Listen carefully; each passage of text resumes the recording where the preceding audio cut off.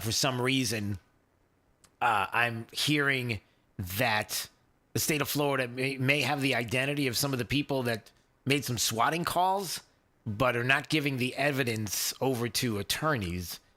Is that right? No. Okay, well, we need to talk about this because, again, here we go. Once again, it is the crazy leftists across the country who, because Trump, Orange Man bad, because constitutional republic, because I'm trying to figure out what it is. I guess all of that and more, that instead of presenting what it is that they believe the country should look like and what we should do to an American populace that will and has rejected them, and that doesn't work, then you have to do the next best thing, which is hack into X, swat people, swatting. If you don't know what it is, I'll explain in just a second, but it's not good. And it happened to far too many people in the past couple of days. And I wanted to talk about that in just a second. First, Big D on the other side of the glass, see how he's doing today, because it's a Friday Luya to you. Sir? It's Friday. I'm doing great. Happy Friday Luya to you. We're one step closer to the weekend. We are one step closer to the weekend. And we like the way that feels. I don't like the way this feels. I want to address the alarming rise in swatting incidents targeting media figures. This is from FBI Director Kash Patel, who said, the FBI is aware of the dangerous trend, and my team and I are already taking action to investigate and hold those responsible accountable. This isn't about politics. Weaponizing law enforcement against any American is not only morally reprehensible, but also endangers lives, including those of our officers. That will not be tolerated. We're fully committed to working with local law enforcement to crack down on these crimes. More updates to come. Big D, do you know what swatting is? Have you heard of swatting? Are you familiar with it? I didn't absolutely. Even ask. Okay. Yep. People call in false police reports that something's going on at the location of the person who's either it's mostly popular with like live streamers, and they'll try to catch them live, and they actually get it on camera and everything, but it can happen to anybody if they know the address. Yeah, the thing is, it starts innocent enough with people who are just like, let's send a pizza out to somebody and see what happens when you send the pizza, and they've got to pay for it. It's like, I didn't order this pizza, and then somebody video records it, and then it's like a joke. Haha, okay. The other side of it is the swatting issues that have been going on with conservatives, where people make phone calls and say that something horrific happened in the home, and that they are going to suicide by cop or something horrible like that. And next thing you know, SWAT comes up, guns ready, because they're getting this call, and they come to your door, and you don't realize it's getting ready to happen. And who knows what could happen if you were to walk outside before they knock on the door. Fortunately, it didn't get to that point where something horrific happened to some of these people. Benny Johnson, Sean Faresh, who is a talk show host who's also known for his impersonation of Trump. The ex-user known as Cat Turd, who happens to be a Florida resident, faced SWAT calls. A lot of people did. Benny Johnson is somebody who's in the state of Florida. And this is what I wasn't sure about, because I don't like the way this sounds. Obviously, the FBI director, Kash Patel, talking about this, and we're not going to tolerate this, and we will find out who these people are with the help of local law enforcement. Benny Johnson says it's encouraging to see. He notified the state of Florida after the swatting that took place at his house. The police told me they have the identity of the terrorists making these false swatting claims, yet the state of Florida refuses to give evidence to my attorney so I can sue them into the Stone Age and destroy their lives. This is what he put out on X. My children were home when we were swatted. I'm not the only Floridian this has happened to. Stop protecting terrorists who prey on Christian conservative families. Time to fight back. So again, what's going on here? Why would they? I mean, that can't be true. They wouldn't be withholding. Well, maybe. I'm going to try to find out more on this. But again, the conservatives on X with sizable followings saying they were targeted by the swatting calls. Like we said, when somebody calls the police, makes a false claim, usually about a threat to life or someone's property, prompting armed police to show up and typically enter the home by force with guns drawn. I mean, it's bad. And way too many people this happened to. And I believe that Kash Patel, the FBI director, who, by the way, is going to be assisted by the deputy FBI director, Dan Bongino, very soon, because today was his last day on his program, and getting ready to head out to D.C. very soon. Well, yeah, I believe that they're going to make something happen as far as getting justice is what's going to happen. And far too many times in the past, and it's not going to happen anymore, not on the new watches that are, and they're really nice watches, by the way. Whether it's Trump's watch or Patel's watch or anybody right now, you would hope in the federal government that it's a new day and there's new watches. And on these watches, people have to be held accountable because the left does the crazy stuff. And people will do the crazy when they believe that no consequence will happen to them at all. And for far too long, that's what was taking place. So we'll see what comes of that. Hopefully something quickly. All right. By the way, anytime you want to watch NFL Voice News on YouTube, Rumble, X, and Facebook, maybe you want to watch because we've got Florida State Representative Judson Sapp, who's joining us right now on Florida's Voice. And if you look at your screen, there he is. He's right there. Hey, good to see you again. How's it going? Are you doing all right? I'm doing great. Thank you. Tell you what, the session, we were talking, we were in Tallahassee last week, and as we were talking to so many people, it felt like so far that everybody there in the state capitol, it feels like it wasn't the beginning.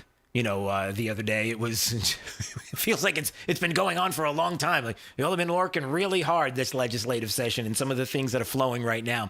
Talk a little bit about some of what you've been presenting there at the Capitol and some of the issues that you've been tackling right now this legislative session.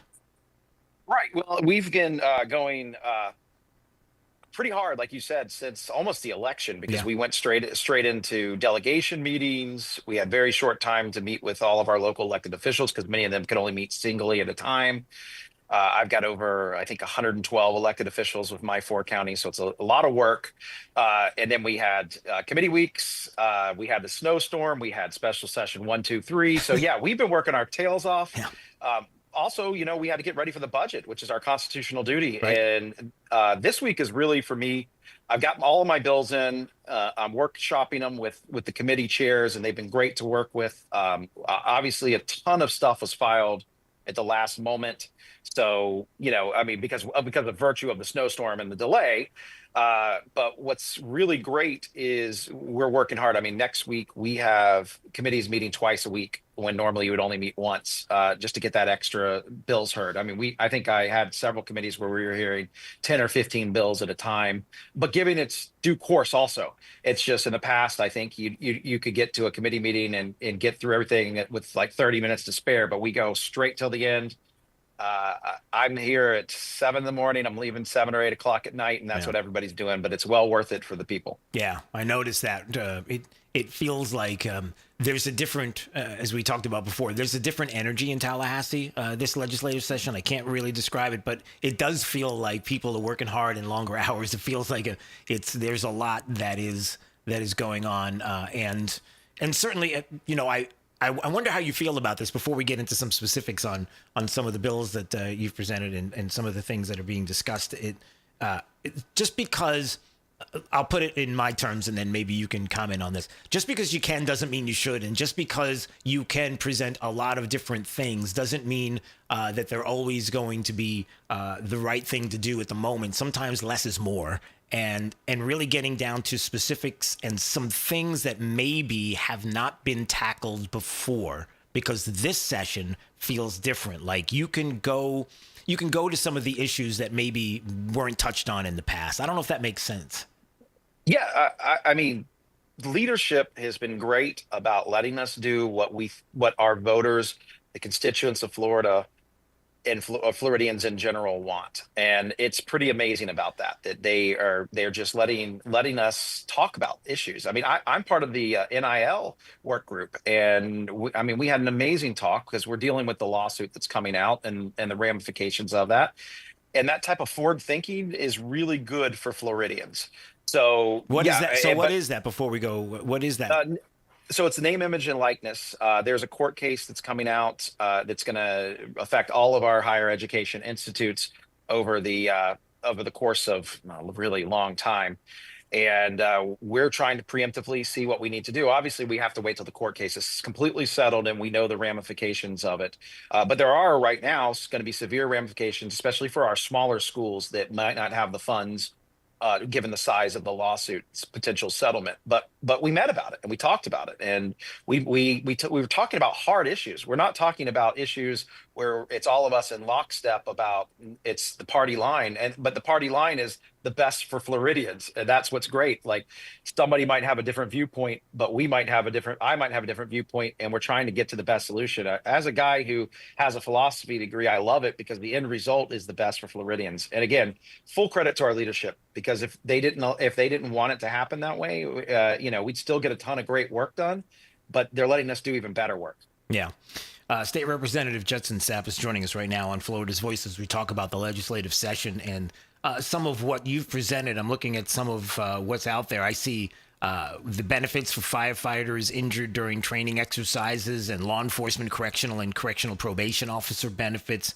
I didn't realize that this wasn't happening. It's interesting that this had to come up. Maybe you can explain these right off the bat. Yeah, so we had an issue in Marion County where a firefighter was injured during training. And traditionally, what happens is the county can just pay for it. The county lawyer looked at the statutes and said, I think we're not following statutes here. We really can't. So they wanted to give him his full medical. Firefighters wanted full medical. And unfortunately, a lawyer said, well, that's not what the law says. So we're going to fix the law. That's the goal there, and add training to the official statute of what it means to be in the line of duty as a firefighter. But interestingly enough, police have an even stricter definition, which I'll let people who are smarter than me look at the full statutes, which I have. But the basics of it are what you and I would consider in the line of duty is not what Florida law says. Now, again, the great thing is, historically, our sheriffs have been really good about being like, no, they were actually in the line of duty. But in one county in particular, an officer was injured while directing traffic at the order of the sheriff, and that particular sheriff said, "Nope, we're not doing anything. That's not in the line of duty," even though he was ordered to do it. Now that sheriff was unelected, but we want to solve that for the future. And the great thing about that bill is both the FOP and the FSA, which is Fraternal Order Police, and Florida Sheriff's Association are good with it. So that's a wonderful thing when all parties are like, "Yep, let's fix this and make it better." But credit to the sheriffs, because they just want to look after the deputies, and them getting behind that is a really powerful statement. So I suspect pretty soon those will be heard before committee, and we'll get them through, and we'll get them to the House floor, and we'll get them passed. Yeah.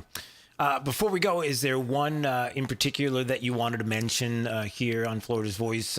And I do have a question about a co-sponsored bill, but is there something else that you wanted to mention?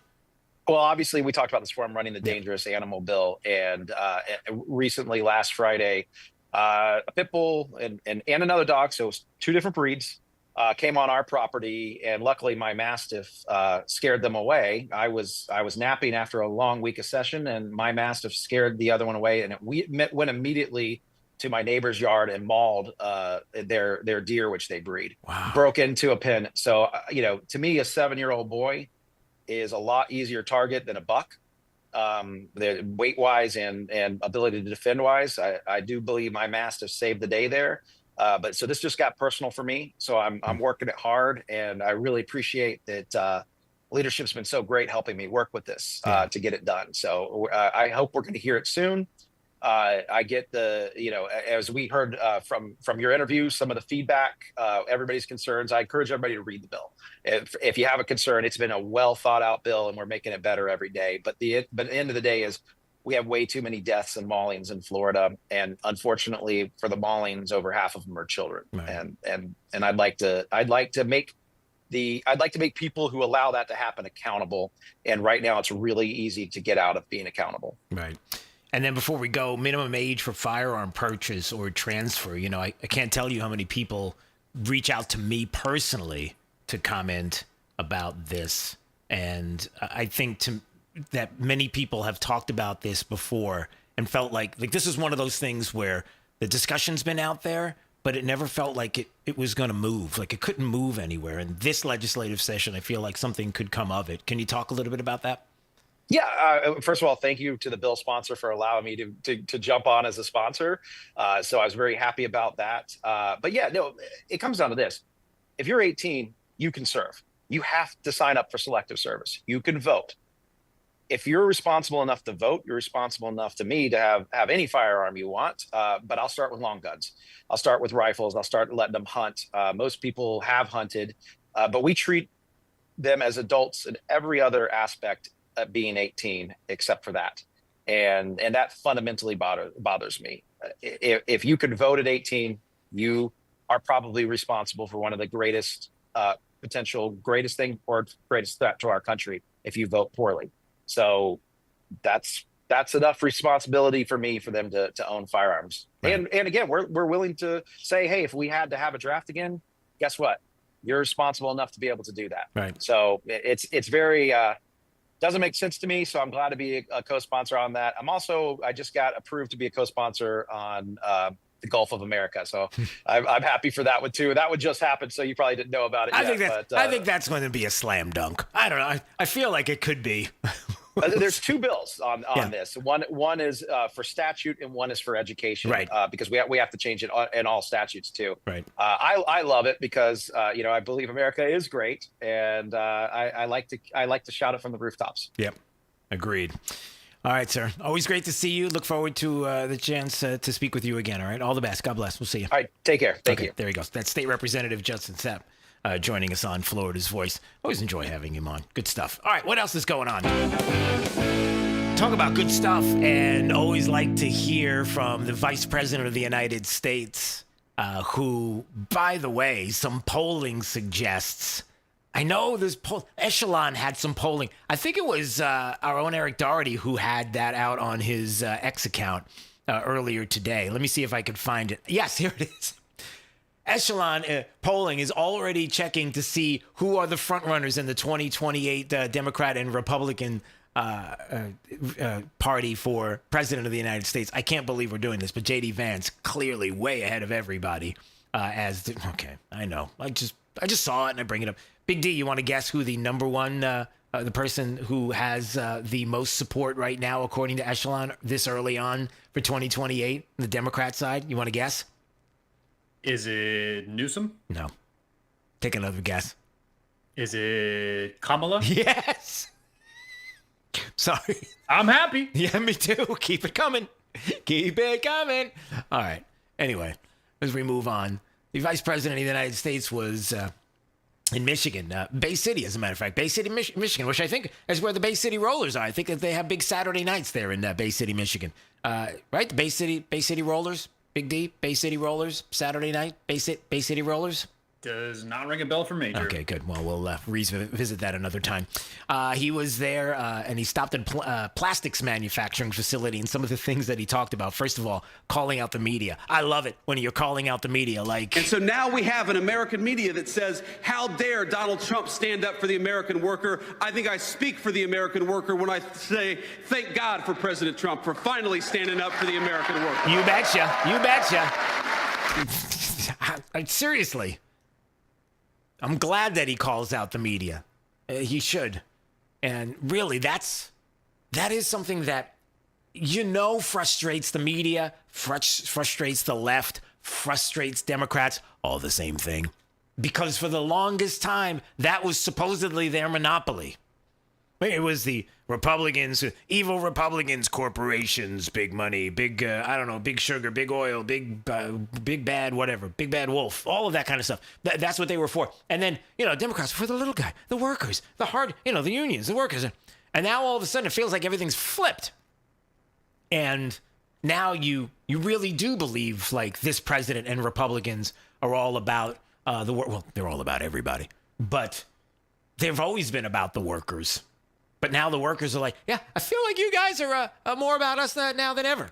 Yeah, well, we've always been there. But anyway, the point is the media doesn't want to let it go. Like, no, that's the Democrats' wheelhouse. No, it's not. No, it's not. And then you have this. Of course, he shows up in Michigan. Of course, there are going to be protests outside. And of course, the vice president, J.D. Vance, is going to speak to those that are protesting with something that you have probably said a million times. And I will even, before I play this clip, preface it by saying, Big D, I'm going to make a prediction here, and I believe I am 100% right on this prediction. You ready? Here's my prediction. That what you're about to hear from the Vice President of the United States, you have said on multiple occasions to people in your sphere. I am confident, 100%. You ready? I don't know what you're playing, but let's go for it. All right, here it is. Check this out. We've got this great event, this great facility, great business, and of course, great workers. And I'm sure all of us saw there were a few protesters outside. And I can't be the only person wondering, you know, it's a little after noon on a Friday, and don't you all have jobs? Who are the people? Big D, how many All right, yeah, you're right. How many times have you said to somebody, hey, do these people have jobs? How's this possible? Yeah, what are you doing Friday afternoon?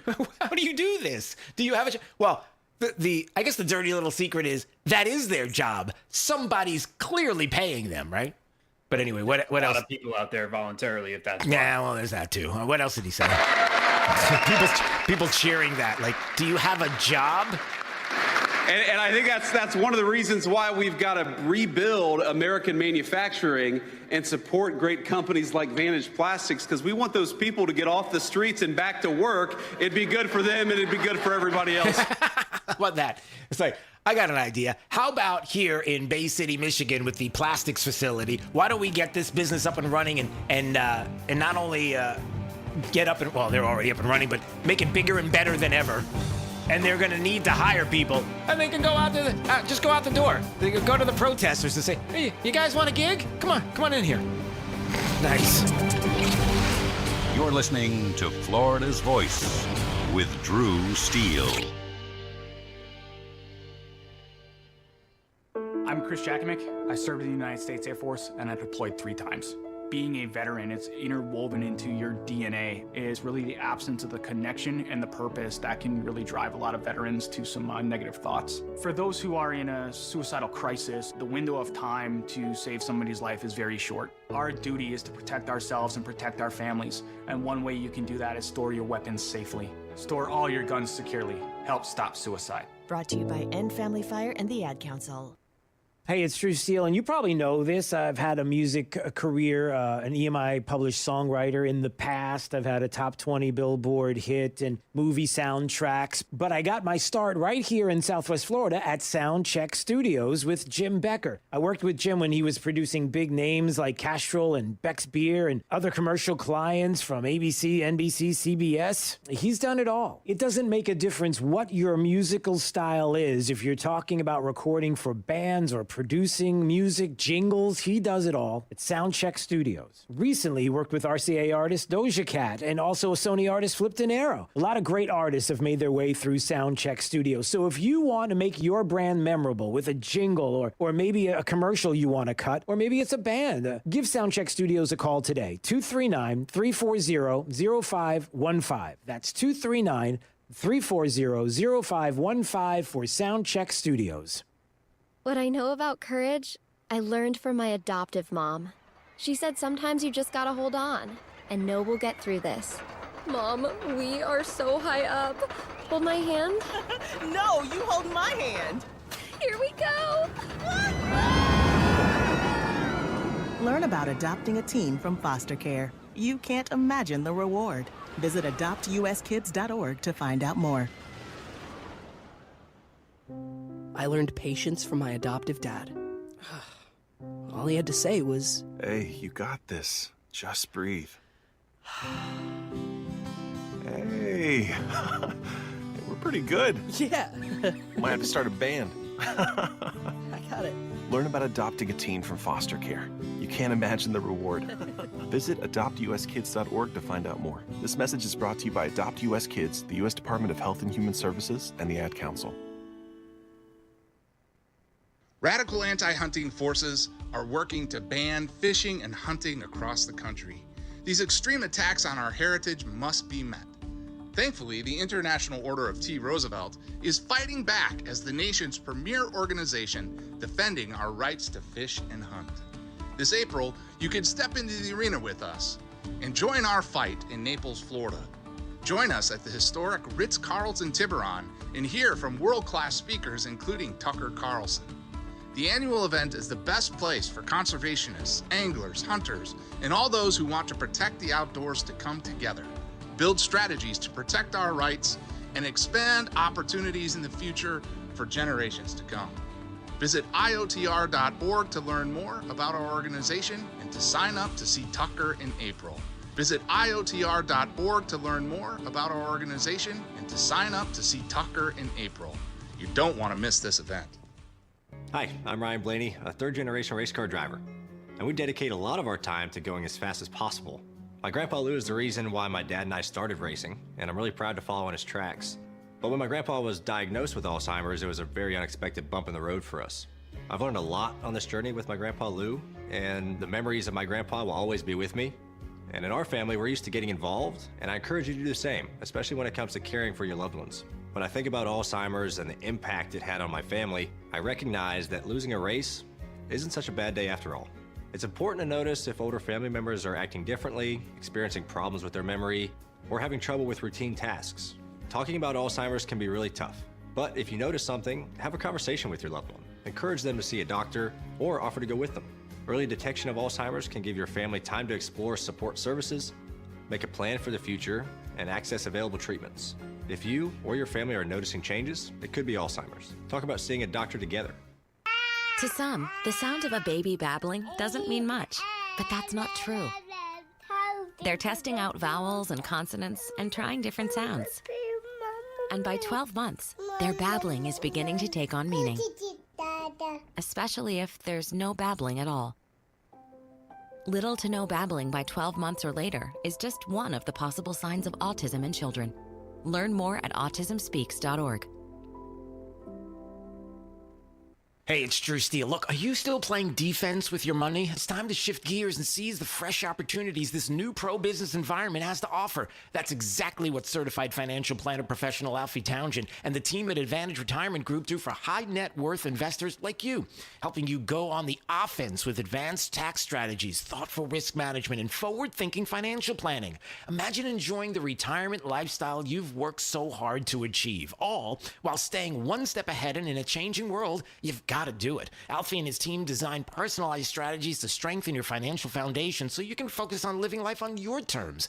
Ready to find out more? Text VISIT to 239-747-7470. Again, you can call or text 239-747-7470. Schedule your one-on-one consultation today and see how a proactive approach can help you thrive no matter what the market does next. Don't wait. Call or text VISIT to 239-747-7470 right now.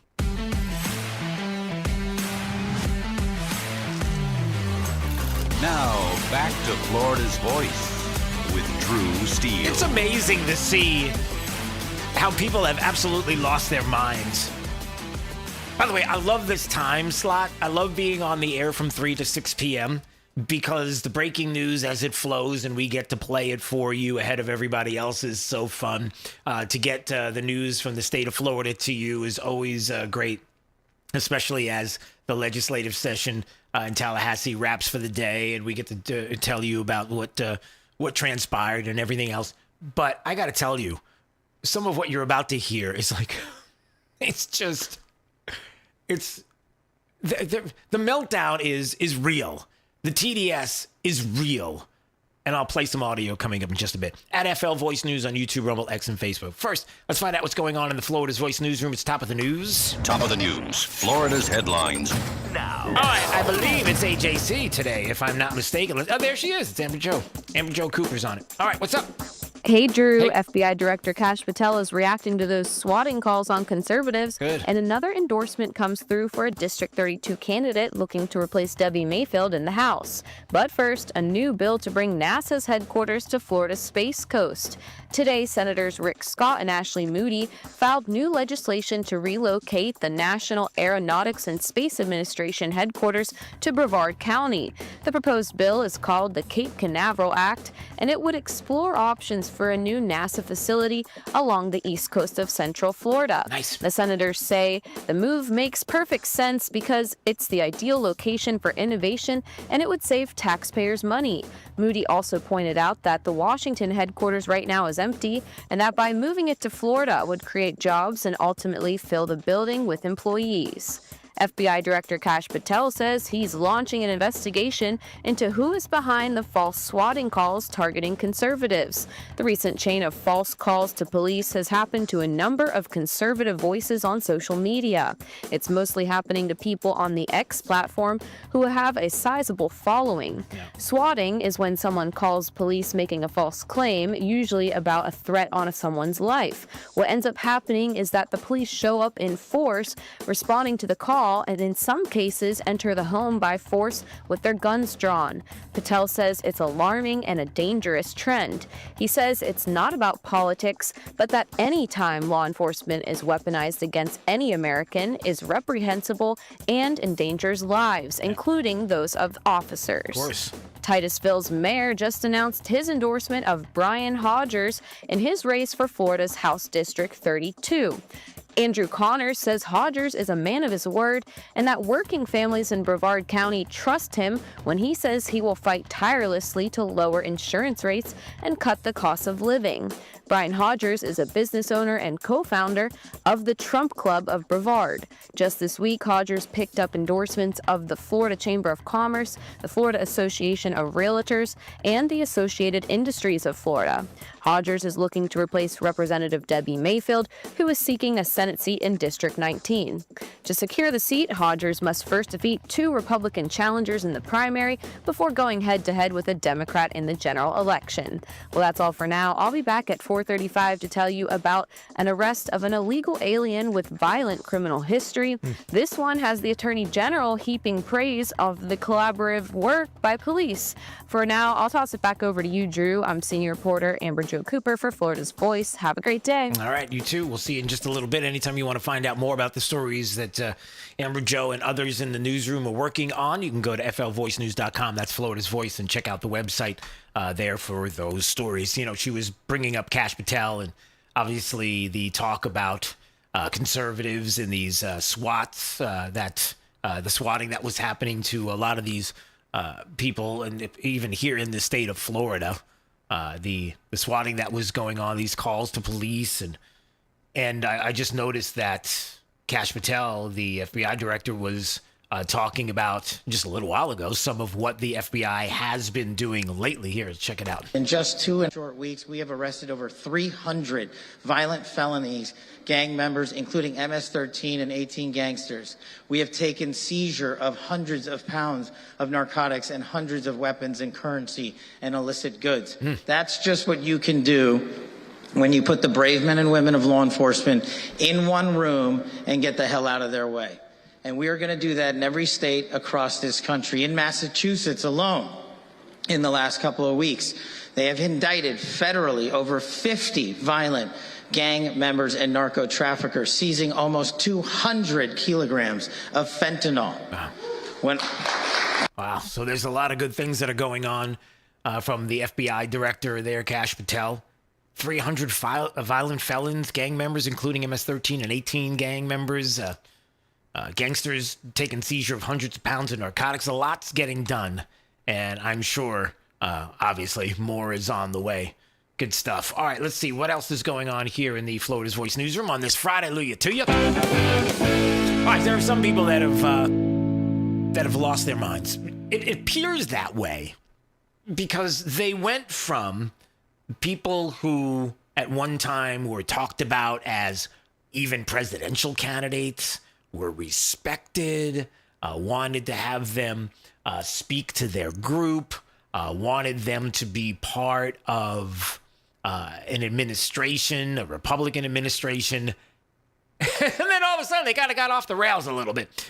If you know anything about John Bolton, you know that's who I'm talking about at this moment in time. John Bolton, who at one time, I'm telling you, was someone that was on everybody's lips. As a matter of fact, when Donald Trump, the president of the United States, the first go-around, made him the national security advisor, there was a clamoring I don't know, Big D, is that the right way to put it? A clamoring when you had a whole lot of people that were like, get him to be the national security advisor. Come on, do it. That's like a clamoring, isn't it? That works. Yeah, that works for me too. I couldn't think of anything else in the moment. All right, clamored. They wanted him there. They brought him in, and then all of a sudden, Trump is like, whoa, hold on a second.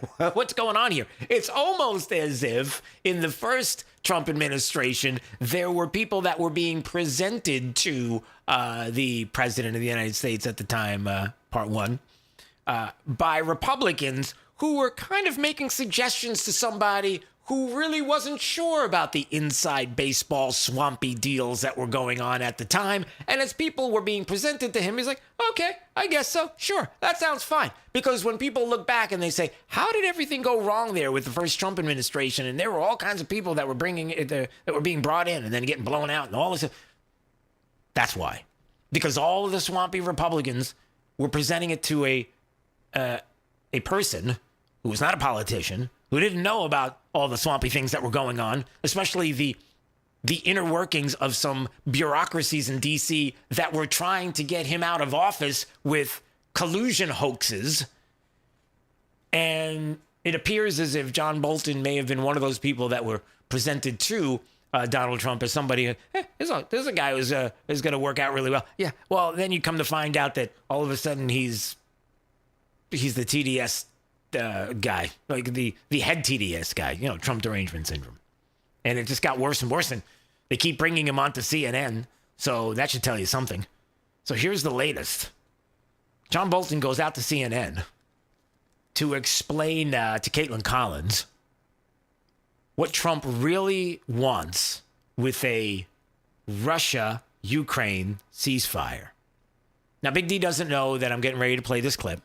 He hasn't heard it yet, I don't think. But I'm just going to throw this out at you, D. If somebody were brought onto CNN as an expert to talk about Russia-Ukraine ceasefire relations, somebody who is a national security advisor, I'll just put it out here simply. Wouldn't you imagine that person would be there to talk about the intricacies, maybe the inner workings of what ceasefire talks would look like, the parties, how they get together, kind of like the making of the sausage, as some people like to say, which I think is stupid. But anyway, right? Don't you think you would bring him on for that? Yeah. You'd be wrong. No, that's not why you bring him on. Here's why you bring him on. To say this. You ready? Check this out. Principals, Secretary of State Rubio, National Security Advisor Mike Waltz kind of do the talking? Look.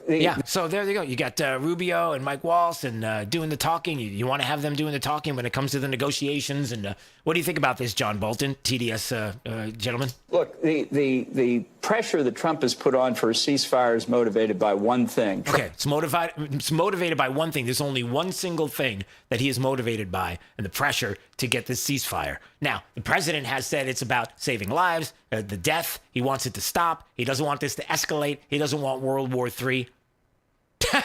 Who are you kidding? Trump's desire for good publicity and to buttress his case to get a Nobel Peace Prize. Sorry. I have to laugh. Big D, I want you to hear that once again. John Bolton, who used to be the national security advisor for these United States under President Trump the first go-around, wants you to believe that the reason why Donald Trump wants a peace deal... Trump's desire for good publicity and to buttress his case to get a Nobel Peace Prize. Because he wants a Nobel Peace Prize.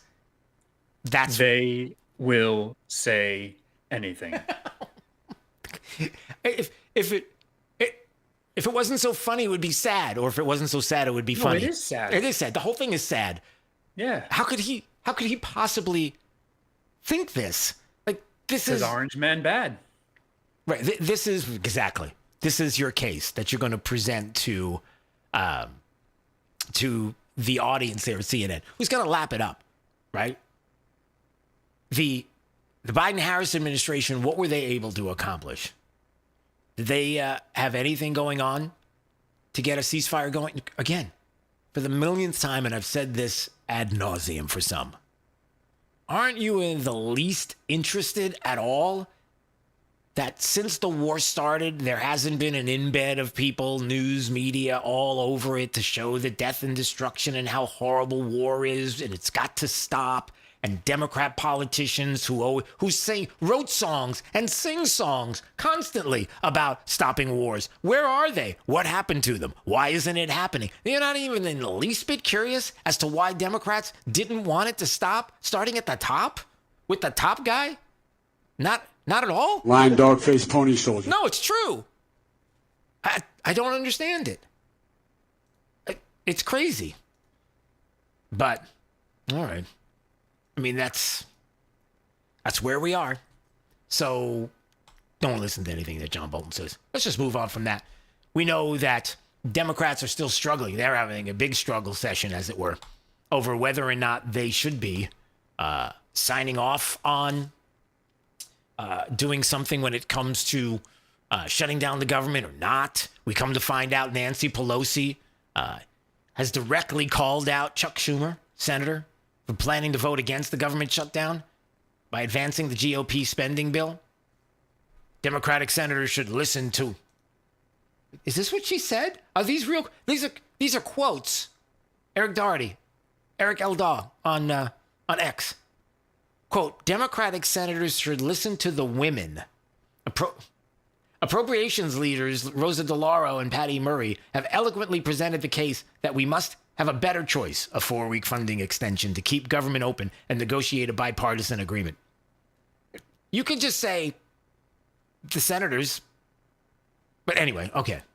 And she goes on to say a bunch of other things, but it's Nancy Pelosi, so who knows where she's going with this. Once we break the gas. Yeah, once we break the gas. So there's Nancy Pelosi, who's not very happy about it. And remember, as we said yesterday, when it comes to Democrats and trusting them and shutting down governments or not shutting down the government or what we should do and negotiate with Democrats, we defeat Democrats. That's it. Full stop. Hey, we got to get together because no. We don't get together with people who want to destroy the country. Why would you want to do that? Why do you want to get together with them? Well, it's half the country. Well, that half of the country we're trying to save as well. Okay. And especially when you have people who are sitting with CNN. First time. And Nancy said something to him about he didn't understand about women. So, Chuck was masterful. Well, he was masterful. She set him up so I could go in for the kill. She set him up so he can go in for the kill, talking about the issues of the government shutdown when the president at the time, Trump, was with Nancy Pelosi and Chuck Schumer there, the White House. He was like, I'll take the blame for the shutdown. I have no problem with it. Okay, great. You want to take the blame? Okay, great. Why do I want to work with them? I want to help everybody. And the politics and the policies of the president and Republicans will do just that. We'll even help you lefties. You're listening to Florida's Voice with Drew Steele.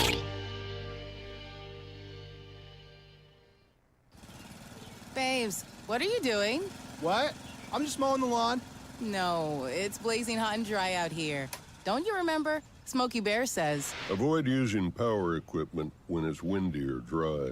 Where'd you learn this? Oh, it's on SmokeyBear.com with many other wildfire prevention tips. Right. Thanks, honey bear. Because remember, only you can prevent wildfires. Brought to you by the USDA Forest Service, your state forester, and the Ad Council.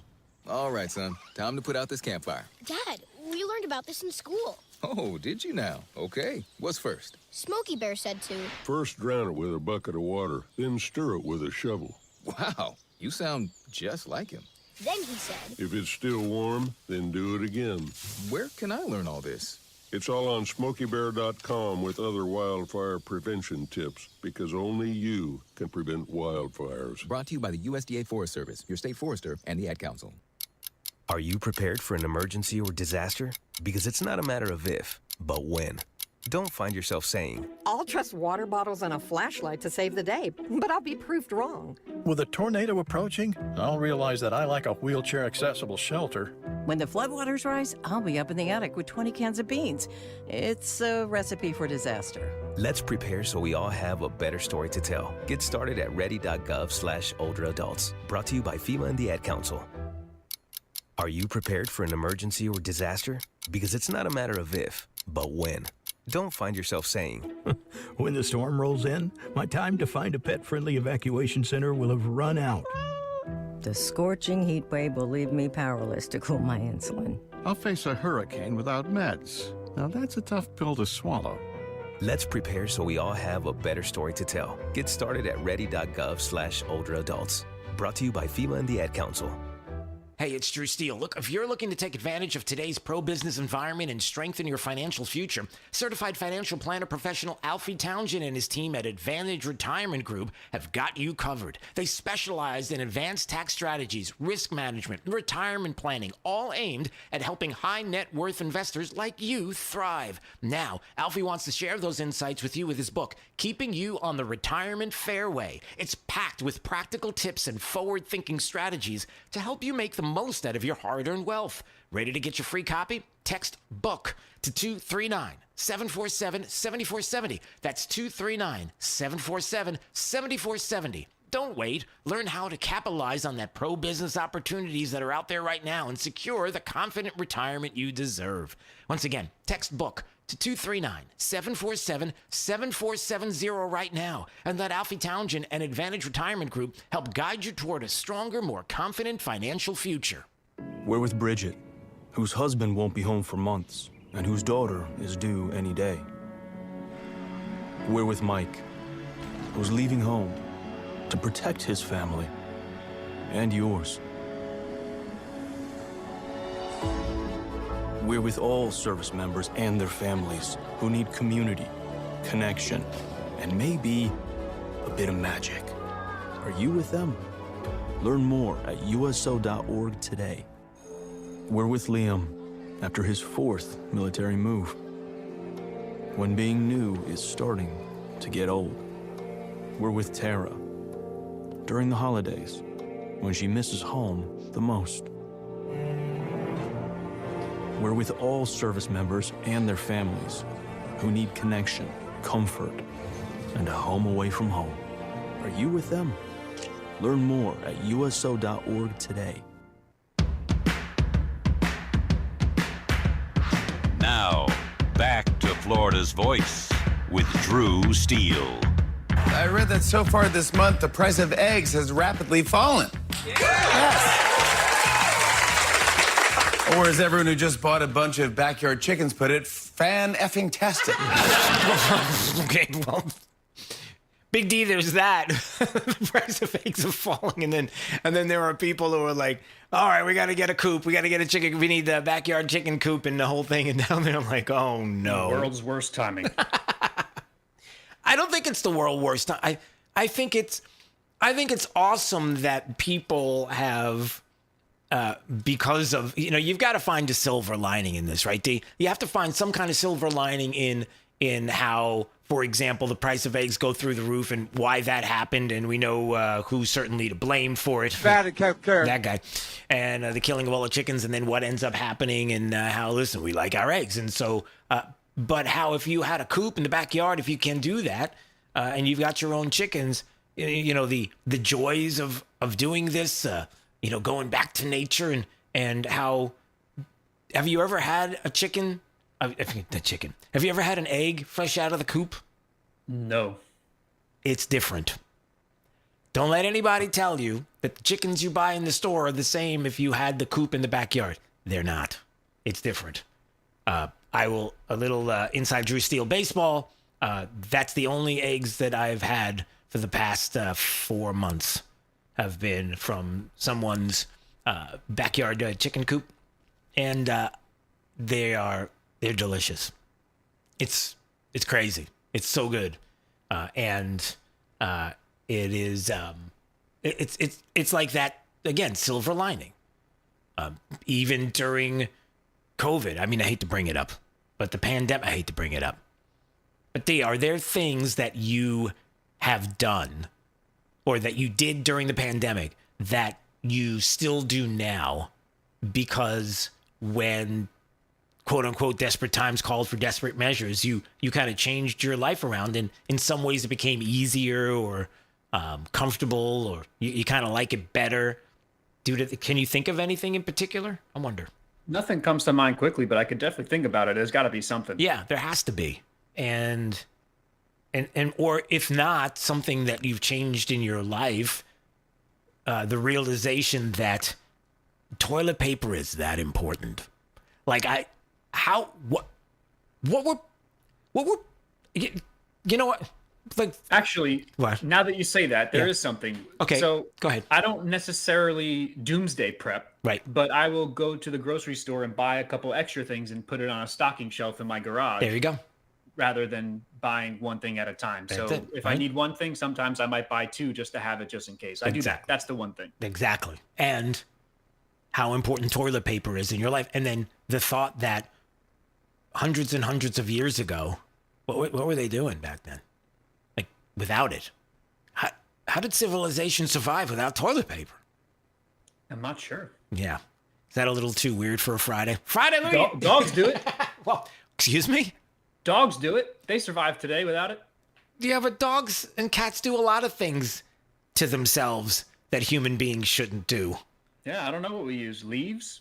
Grass? I don't this is not what there was no send your cards. Hit the transition.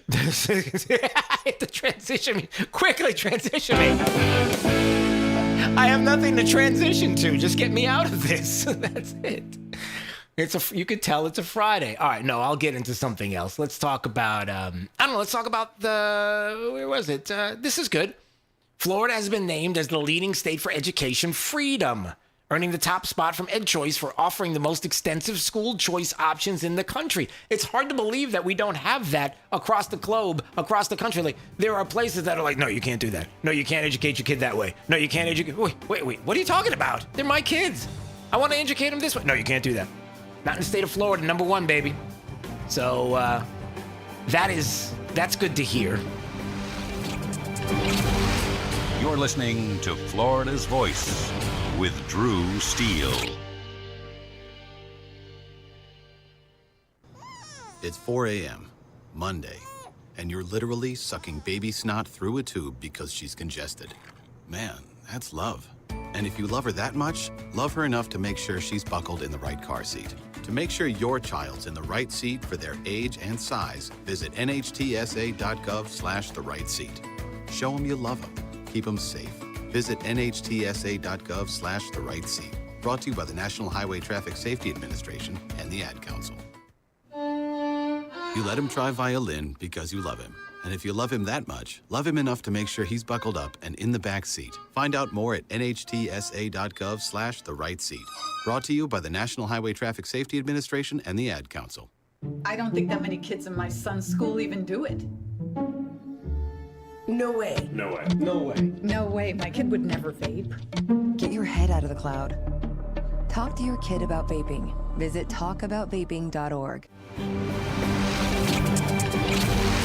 You're listening to Florida's Voice with Drew Steele.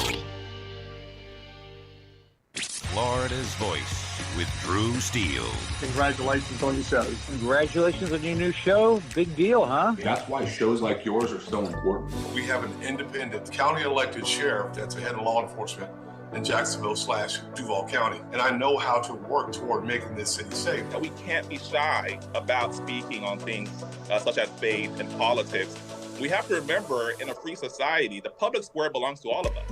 I'm not interested in North Florida looking like Orlando or Miami. I love where we live, but I think that good jobs means that people that live in this district can stay in this district. Fishing and hunting is funding a large part of your conservation projects in Florida, and we want to make sure that those are forever preserved. And the problem with this industry at this point is that they actually target our youth. You can see it in their marketing strategies where it's bright colors, fun names. And that's going to be endlessly litigated. Florida's Voice with Drew Steele.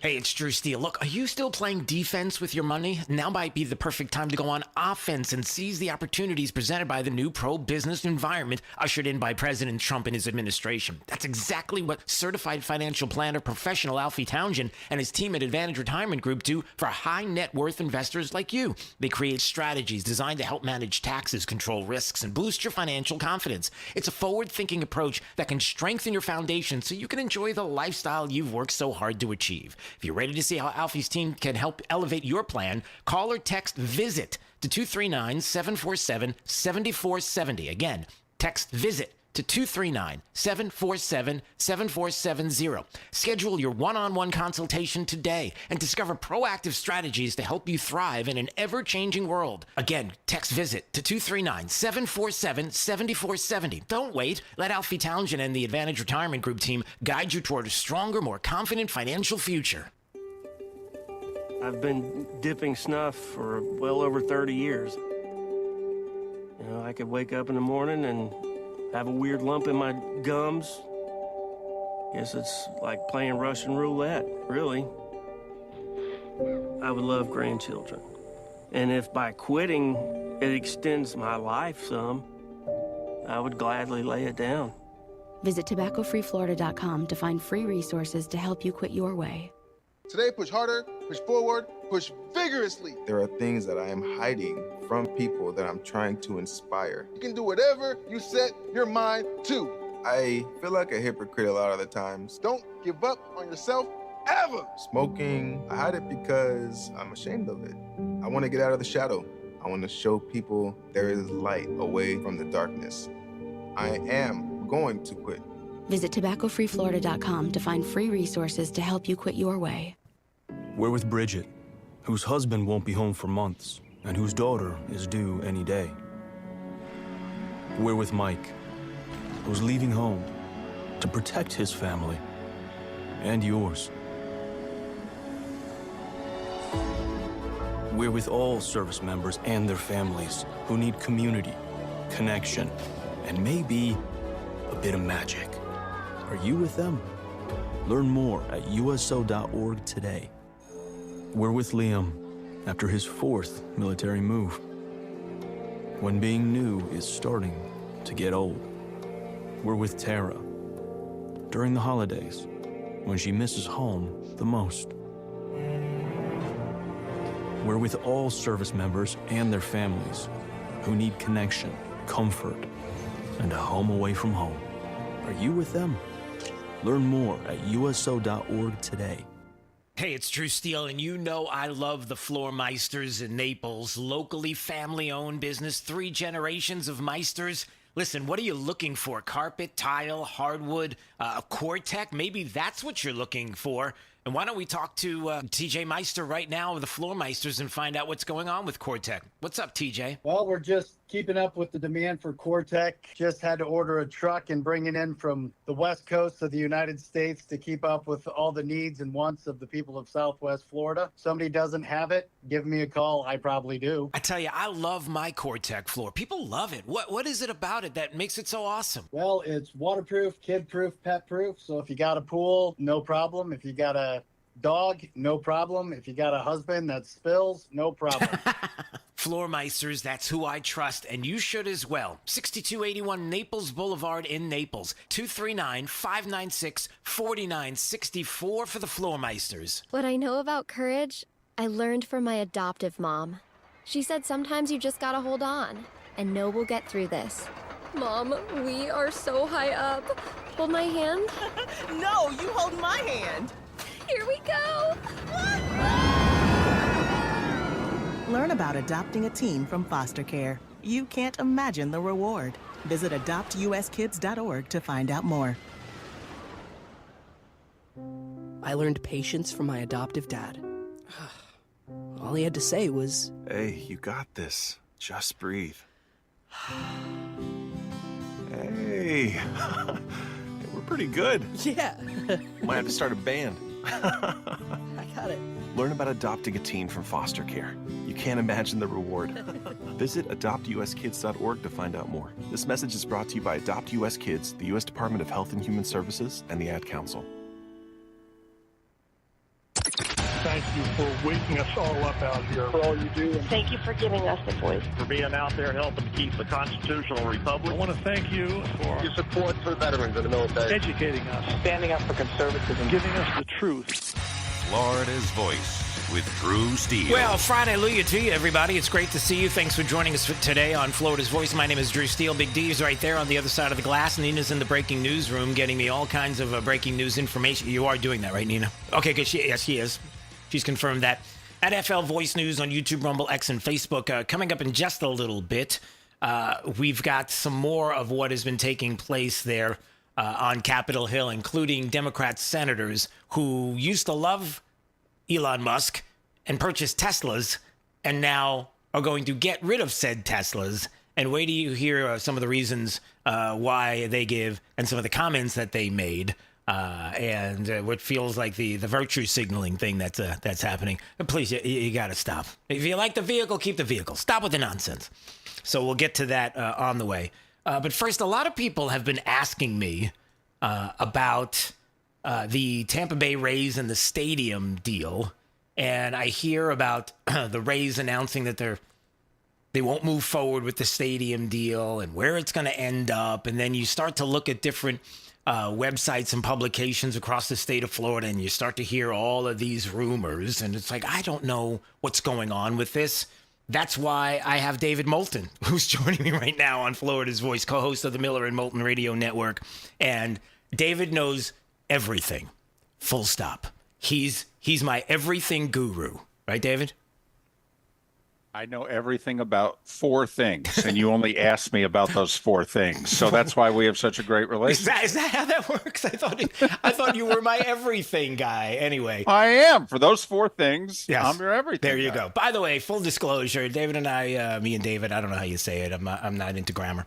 The two of us, we've known each other for a very, very long time. And suffice to say that I constantly lean on David when it comes to the sadness that I feel about my particular sports teams, to which he sets me straight. It's not like commiserating. It's basically, dude, this is why your team stinks.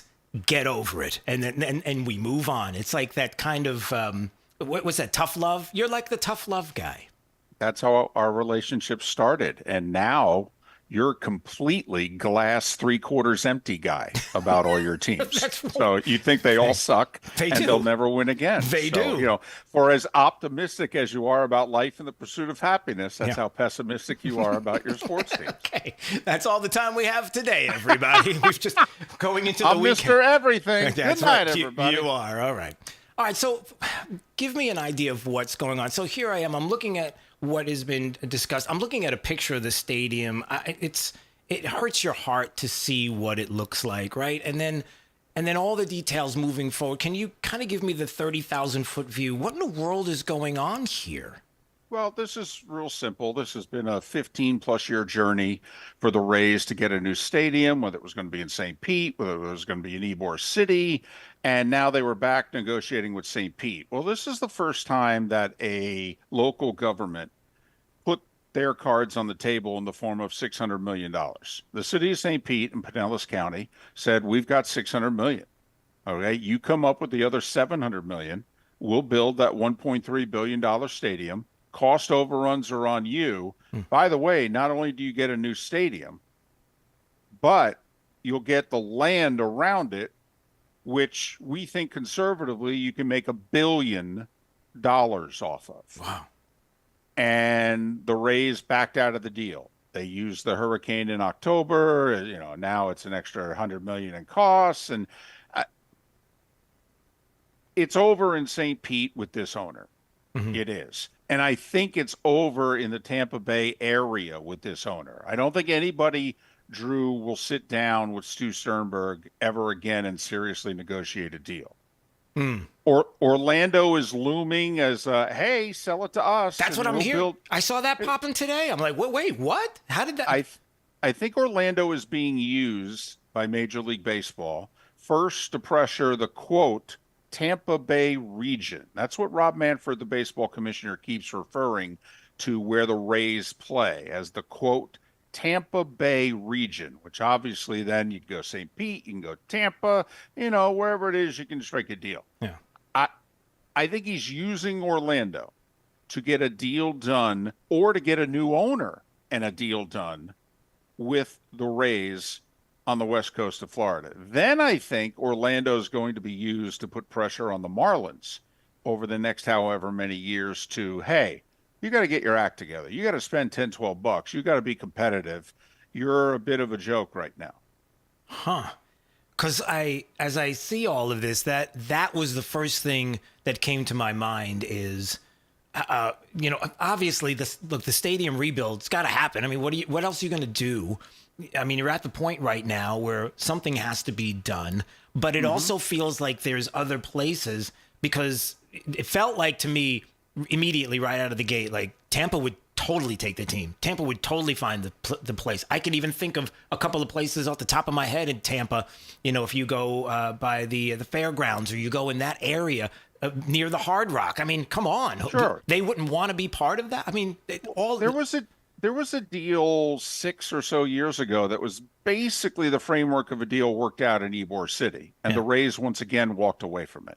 It's why I don't think, there's not a local mayor, there's not either county commissioners. Nobody's going to deal with Stu Sternberg anymore. The key part of Orlando's like, we'll give you everything you want, but we've got our own ownership group ready. So once again, it involves the Rays' current owner selling the team. Well, if he's going to sell the team, I don't think Major League Baseball is going to let it leave Tampa. Right. So that's why I think Orlando's just being used, unless everything in the world would break down in the, quote, Tampa Bay region.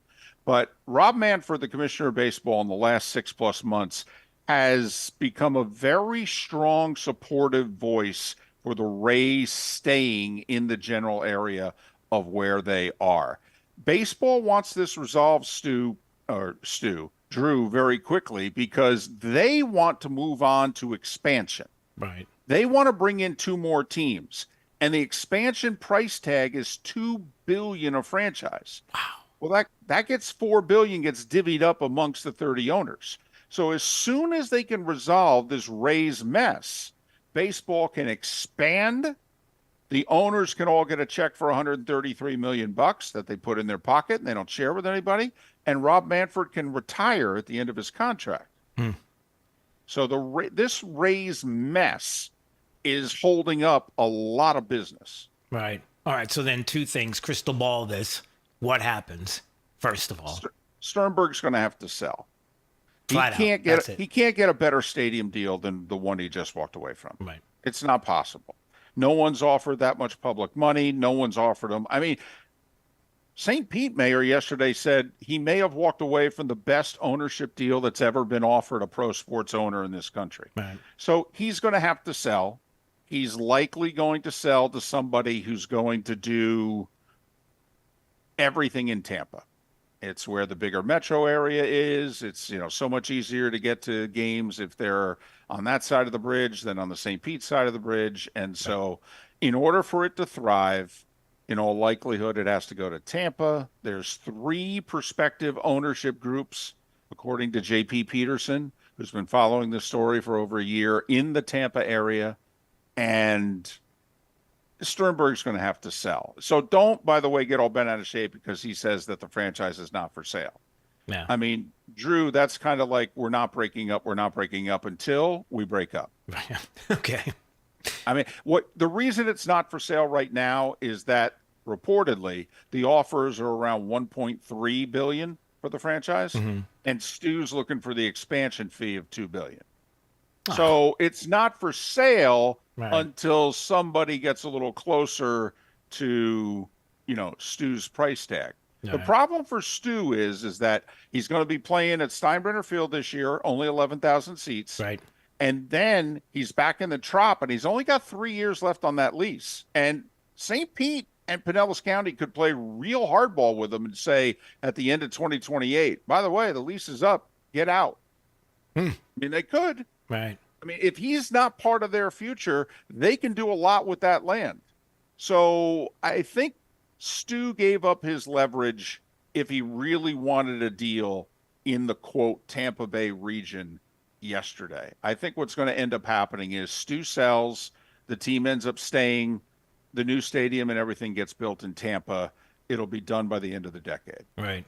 And then I guess the last question before we go is this. So of all the places you would imagine that would be a prime setup for a team would be Orlando. It has everything. Anything and everything that you could want as a franchise is in Orlando. But would that ever happen? I mean, it just feels like, I don't know, is it because like proximity, it's too close? They don't want another team in Florida. They want it someplace else. I mean, what about that? Well, Orlando is basically Vegas South. And, for the longest time, people didn't think Vegas was a good area for pro sports because it's just a city dominated by tourists. Well, Orlando's much bigger, and they have a lot more year-round residents than Vegas. Right. But, in order for the franchise to thrive, do you think that people would go to Orlando to see a Major League Baseball game?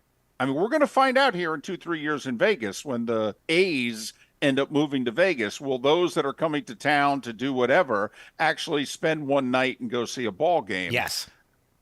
Okay. I think yes, if no other reason, because of what has been for a lot of people in certain areas with other sports. I mean, you go to a Miami Heat game. You ever see how many Knicks fans are at a Heat game, for example? Oh, I know. Right. And I will say the Magic, for as disappointing as they've been for the last dozen or so years, do very well attendance-wise. Yeah. So the Orlando area has embraced their teams. Right. And so that's another reason why the folks in Orlando think, you give us a Major League Baseball team, we'll have 30,000 a night. But right now, Miami has a lease to stay in Miami till 2047.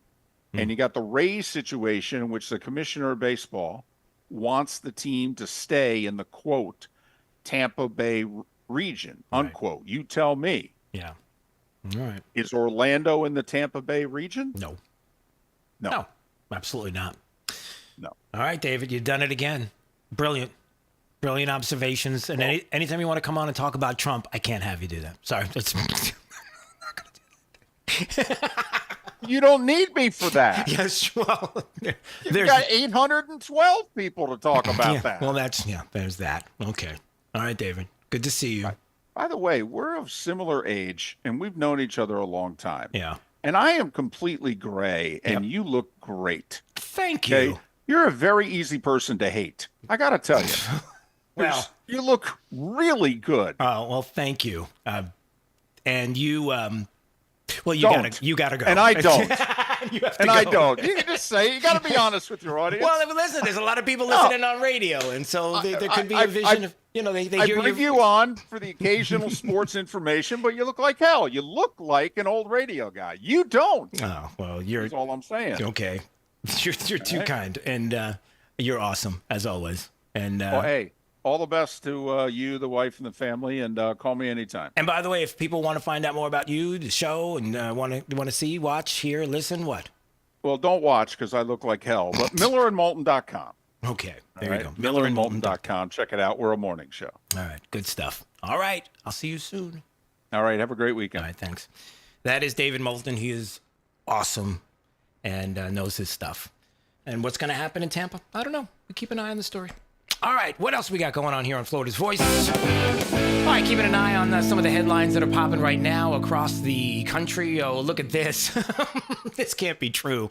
This just came across my feed, and I just wanted to read this to you, and then we'll move on.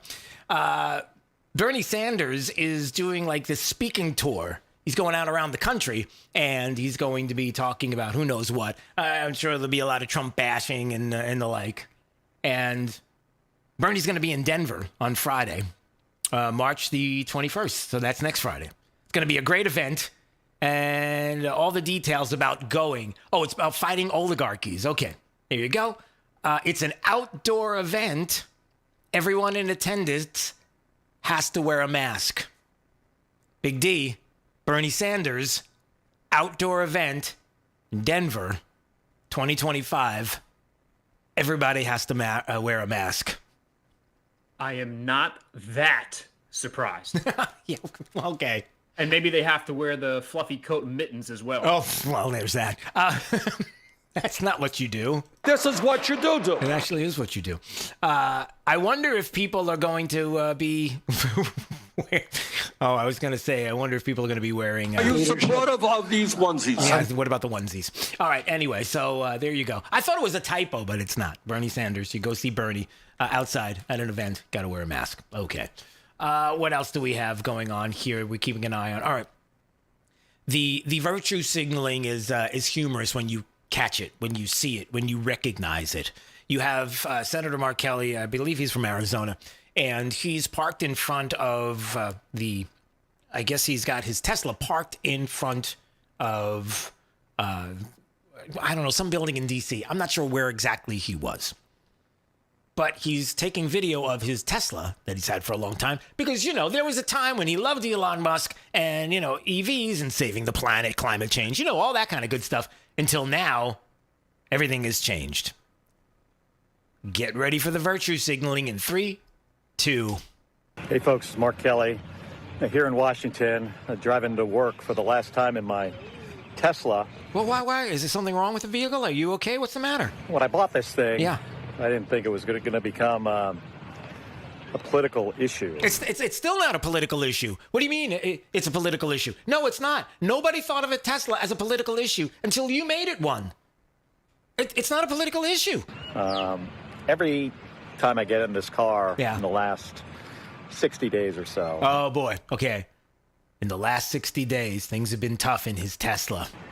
It reminds me of just how much damage Elon Musk and Donald Trump is doing to our country. Like what? Can you tell us? What about finding waste, fraud, and abuse is damaging to the country? What is it? Is it because of the kickbacks and all the other things that you were getting for a really, really, really, really long time in all of these bureaucracies and places and NGOs there in Washington, D.C. and even at places that we didn't expect, and all of a sudden now we're onto the game and talking about slashing Social Security. It's not true. Cutting health care benefits for poor people, not true. Seniors. Not true. It's one bad thing after the next. You mean it's one bad lie after the next? Firing veterans. Nope. I'm a veteran, so I have a really hard time driving around in this thing. So I think it's time for an upgrade today. So this is going to be my last trip in this car. Oh, and he shows a picture of the car. Big D, he's got the phone, and the phone's over his shoulder, and he's showing the picture of the Tesla for the last time. I feel so bad for him. It's horrible. It's so bad. There are some things I really liked about it. Yeah. There are things I didn't like about it. Yeah. But that doesn't matter. No, it doesn't matter. Okay. Honest assessment. There's things that you like and dislike about certain things, like cars. Okay. What matters is, doing the right thing. I think it's time to get rid of it. Elon Musk kind of turned out to be an and I don't want to be driving the car built and designed by an Wow. Okay. Well, that turned pretty ugly. So there's Senator Mark Kelly, who he didn't realize that Elon Musk was going to turn out to be starts with an A and ends with a hole there, and so he doesn't want to drive a car that what? I don't want to be driving the car built and designed by an Okay. So that's Senator Mark Kelly, who's not going to drive his Tesla anymore because he didn't realize when he bought the car it was going to become political, which it didn't until you on the left, all you crazy leftists, decided that you were going to do that. By the way, hold on a second. Can I just... I think I can fix this. All right, you ready, D? So you heard Senator Mark Kelly talking about Elon Musk and the name that he called him there? Yes. Yeah, let me fix that. Elon Musk kind of turned out to be an incredible patriot. And I don't want to be driving the car built and designed by an incredible patriot. There, fixed it. Fixed it. Boom. Boom. Hold on. Give it a ding. Ding. That's it. Fixed it. Okay. Wow. By the way, the burning and destroying and looting and vandalizing Tesla dealerships all over the country, maybe not all over the country, but in certain sections of the country, is not working out for certain people. Well, hopefully won't be working out for certain people, and definitely isn't appreciated by our Attorney General of the United States, Pam Bondi, who said, "We have people we're locking up on that. We have someone in jail right now from one of the dealerships. They threw a Molotov cocktail through a dealership. They're looking at up to 20 years in prison. So if you're going to touch a Tesla, go to a dealership, do anything, you better watch out because we're coming after you. Wow. And Well, if you're funding this, we're coming after you. We're going to find out who you are." Yeah, well, let's do that. Let's find out who they are. Let's find out who's funding this. Let's find out who has been touching and vandalizing and burning and doing all of these different things and put them behind bars. I would agree with the Attorney General of the United States, Pam Bondi, who said all of those things, and she's absolutely right. Hey, can we get some information on the Epstein files? Can we get that too? I'm just saying. I'm just asking. I mean, I don't know if she's busy. I get it, but the whole Epstein file thing. Can we find out a little bit more about that? I don't know. I just thought I would throw that in there for half a second. All right. What else do we have going on here at Florida's Voice? I'm just trying to see some of the headlines. You just saw the Bernie headline. Let's see what else is going on. Okay. The President of the United States had a few things to say just a little while ago with the Attorney General, Pam Bondi. And wow, he was talking about corruption, some of the things that were happening behind the walls there at the Department of Justice.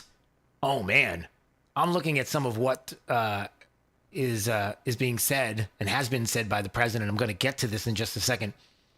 I just want to play this clip here, talking about the fake news legacy media and the way they've been operating. Reminder, with the Attorney General Pam Bondi at the Department of Justice, and he says, and I believe that CNN and MSDNC, who literally write 97.6% bad about me, are political arms of the Democrat Party. And in my opinion, they're really corrupt and they're illegal. What they do is illegal. It makes no difference how big a victory I had. I can have the biggest victory in history. It makes no difference what kind of a failure the other side has. So that's interesting. And now there are some people that will listen to that and go, "Oh, come on, stop it. All right, what are you going to do? We've got a First Amendment. We have to protect the press." Wait a second. Does it say? Where does it say, as far as protecting the press in the First Amendment, that you should be able to side with a political party and have an arm of a political party? I don't think that part was in there. But anyway, there's something else that the president said. Wow. I'm going to play the audio coming up in just a minute here at Florida's Voice. You're listening to Florida's Voice with Drew Steele. I'm Chris Jakovic. I served in the United States Air Force and I deployed 3 times.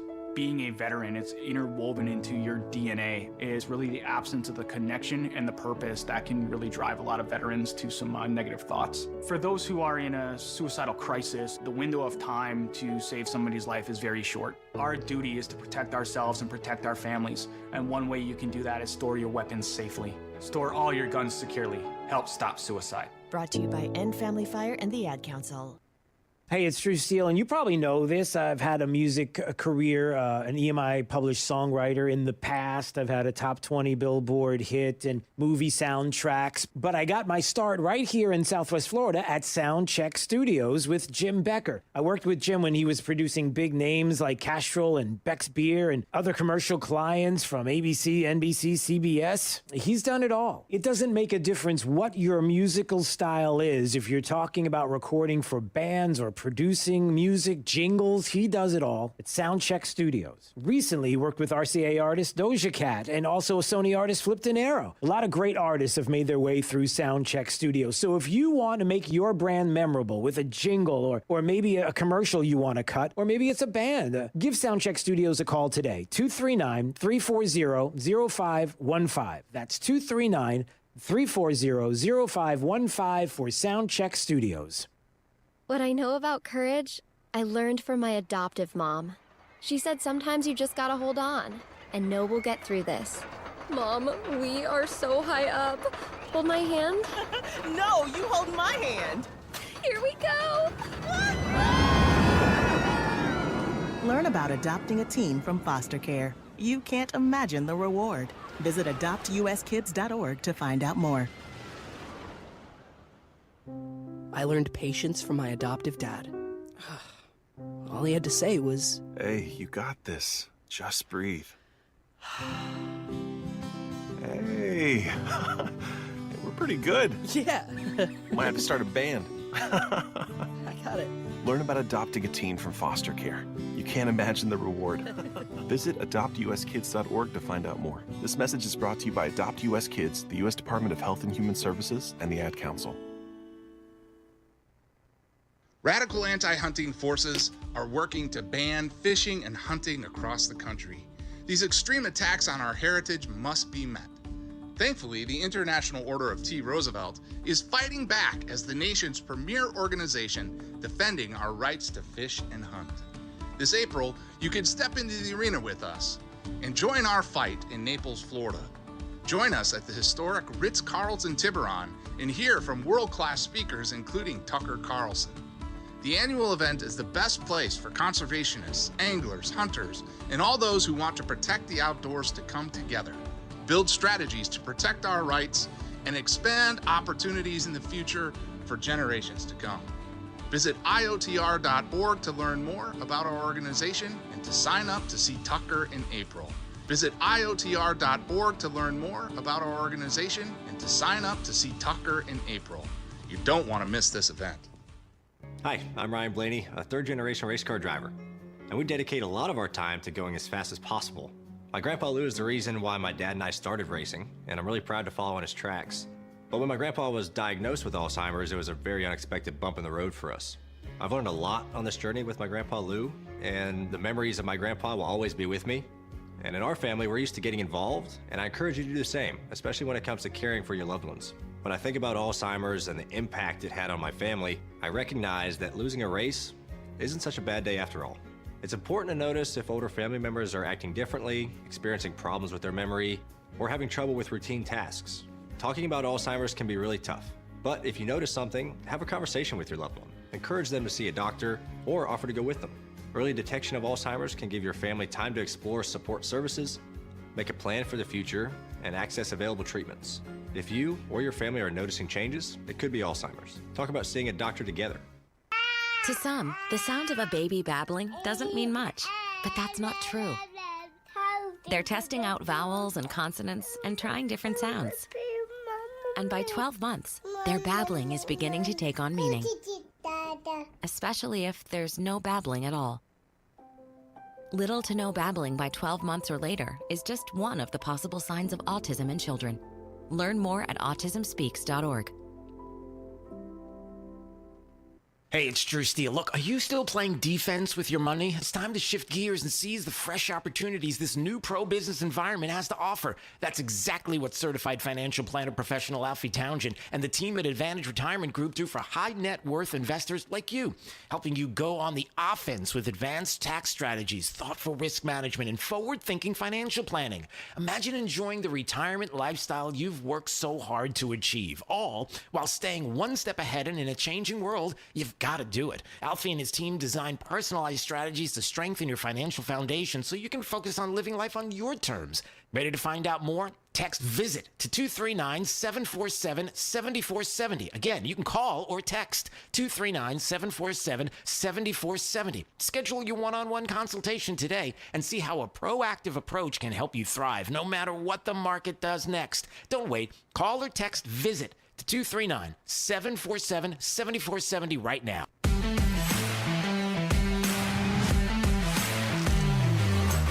Now, back to Florida's Voice with Drew Steele. All right, a rare visit to the Department of Justice by the President of these United States, and some of what he said, oh man. Just imagine if you were some of the individuals in the department before and you were the ones that were committing some of the biggest hoaxes and abuses that this government has ever committed, and the abuses that have ever been seen by the American people. What do you think they're thinking as the president enters and says some of the things that he said we're going to have for you in just a second? Stay right there. By the way, at FL Voice News on YouTube, Rumble, X, and Facebook if you want to watch. Let's find out what's going on in the Florida's Voice newsroom right now. It's top of the news. Top of the news. Florida's headlines. Now. What are they following? I don't know. Let's find out, AJC. Amber Joe Cooper's joining us right now on Florida's Voice. What's up? Hey, Drew. The FBI is investigating the growing trend of swatting calls on conservative voices on social media. And a Miami Beach theater is under fire by the mayor there for showing a film he claims is anti-Semitic. But first, our top story, the arrest of an illegal alien with a violent criminal history. It happened in Tampa, where a number of police agencies came together to assist Homeland Security investigators. We don't have the name of the suspect at this time, but we do know he had a brush-in with police in the past for aggravated battery with a deadly weapon, according to officials. The arrest was part of an enhanced immigration enforcement operation and has Florida's Attorney General heaping praise on the work. He posted to his social media account that Florida leads the nation in implementing President Trump's agenda on illegal immigration. Well, the mayor of Miami Beach is calling for the city to end its lease agreement with a theater over claims of anti-Semitism. Mayor Stephen Miner is upset because the venue is moving forward with the screening of a movie called No Man's Land. The mayor says it is a one-sided propaganda attack on the Jewish people and not consistent with the value of the city or its residents. O Cinema operates out of the city-owned theater and initially agreed to pull the film from its lineup, but ended up reversing its decision and aired the film anyways. The mayor is calling for a new cultural partner for the venue and plans to present a resolution on the issue next week during the next commission meeting. FBI Director Kash Patel wants to know who's behind the false swatting calls targeting conservatives. The recent chain of false calls to police happened to a number of conservative voices on social media. It's mostly happening to people on the X platform who have a sizable following. Swatting is when someone calls police making false claims, usually about a threat on someone's life, and then the police respond and in some cases enter homes by force with their guns drawn. Patel says it's alarming and a dangerous trend. Well, that's all for now. For more stories like this, head to our website, flvoicenews.com. Have a great weekend, Drew. Tossing it back over to you. All right, appreciate it. Thanks so much there in the Florida's Voice newsroom. Anytime you want to check out the stories that we are following, it's right there at the website, flvoicenews.com, Florida's Voice. All right, the swatting issue is unbelievable. We'll give you more details on that in case you didn't hear about what was happening with these influencers on X, conservative influencers on X getting swatted. That coming up, but I just wanted to play some of the audio from just a little while ago, some of what was being discussed by the president at a rare visit to the Department of Justice. Let's play some of this audio here. We got this? This is a storied hall, if there ever was one. And based on the crowd, I think we broke the all-time record. But as we begin a proud new chapter in the chronicles of American justice, this really is something. We're turning the page on 4 long years of corruption, weaponization, and surrender to violent criminals, and we're restoring fair, equal, and impartial justice under the constitutional rule of law. And you're the people that are doing it. I'm very, very proud of all of you. Wow. As the great Julie Kelly mentioned on her X account, you can only imagine what Merrick Garland and Lisa Monaco and Chris Ray and Jack Smith and Matthew Graves, as they're watching this, what they're thinking right now. You can imagine, and it's probably all true. Wow. But how about this? As the president was like, listen, we got to be honest about some stuff here. But first, we must be honest about the lies and abuses that have occurred within these walls. Unfortunately, in recent years, a corrupt group of hacks and radicals within the ranks of the American government obliterated the trust and goodwill built up over generations. It's true. It is absolutely true. And some of the things that happen behind those walls that we've come to witness, and because of people, great people like Dan Bongino and Julie Kelly and so many others, Lee Smith, really getting into and dissecting and learning more about what was going on with a lot of these hoaxes and things that were perpetrated against American citizens that shouldn't happen to anybody, full stop. Not a Republican, not a Democrat, not an independent, nobody. What else did he say? They weaponize the vast powers of our intelligence and law enforcement agencies to try and thwart the will of the American people. You remember the 51 intelligence agents that said, as an example, that Hunter Biden's laptop from hell came from Russia when they knew it came right from his bedroom. They knew it. This is all true. All you Florida lefties who are squirming right now or screaming, one or the other. Maybe you're screaming and squirming or squirming and screaming. I don't know which order you do that in, but you should stop doing both of them. He's not lying. They knew that. It was a big lie, and they knew it so well. They spied on my campaign, launched one hoax and disinformation operation after another, broke the law on a colossal scale, persecuted my family, staff, and supporters, raided my home, Mar-a-Lago, and did everything within their power to prevent me from becoming the president of the United States. Wow, this was just a little while ago as the president speaking at the Department of Justice, a rare visit for a president to do that, and the lies and abuses that occurred behind the walls right there at the Department of Justice. And what else does he say? With the help of radicals like Mark Elias, Mark Pomerantz, and these are people that nobody's ever seen anything like it. So many others, but these are people that are bad people, really bad people. They tried to turn America into a corrupt, communist, and third world country. But in the end, the thugs failed and the truth won. Freedom won, justice won, democracy won, and above all, the American people won.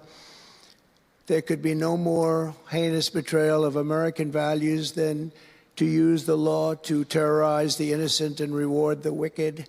And that's what they were doing at a level that's never been seen before. Let me just stop right there.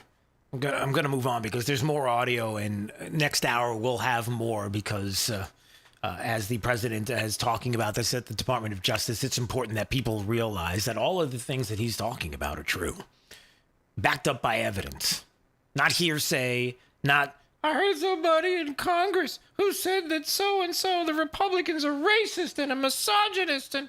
Oh, really? Who's the person? Why don't you tell us? Because we wouldn't want that in Congress. Well, let's talk about the budget. Okay, no, we're not doing that anymore. We've got the evidence. There's plenty of it, of what these people were doing to the president and other Americans. And I promise you that the names you just heard, one in particular, Mark Elias, I will bet you. Hey, Big D, do me a favor, and Nina in the newsroom, both of you. You don't have to speak or answer me right now, but just put this in the back of your mind.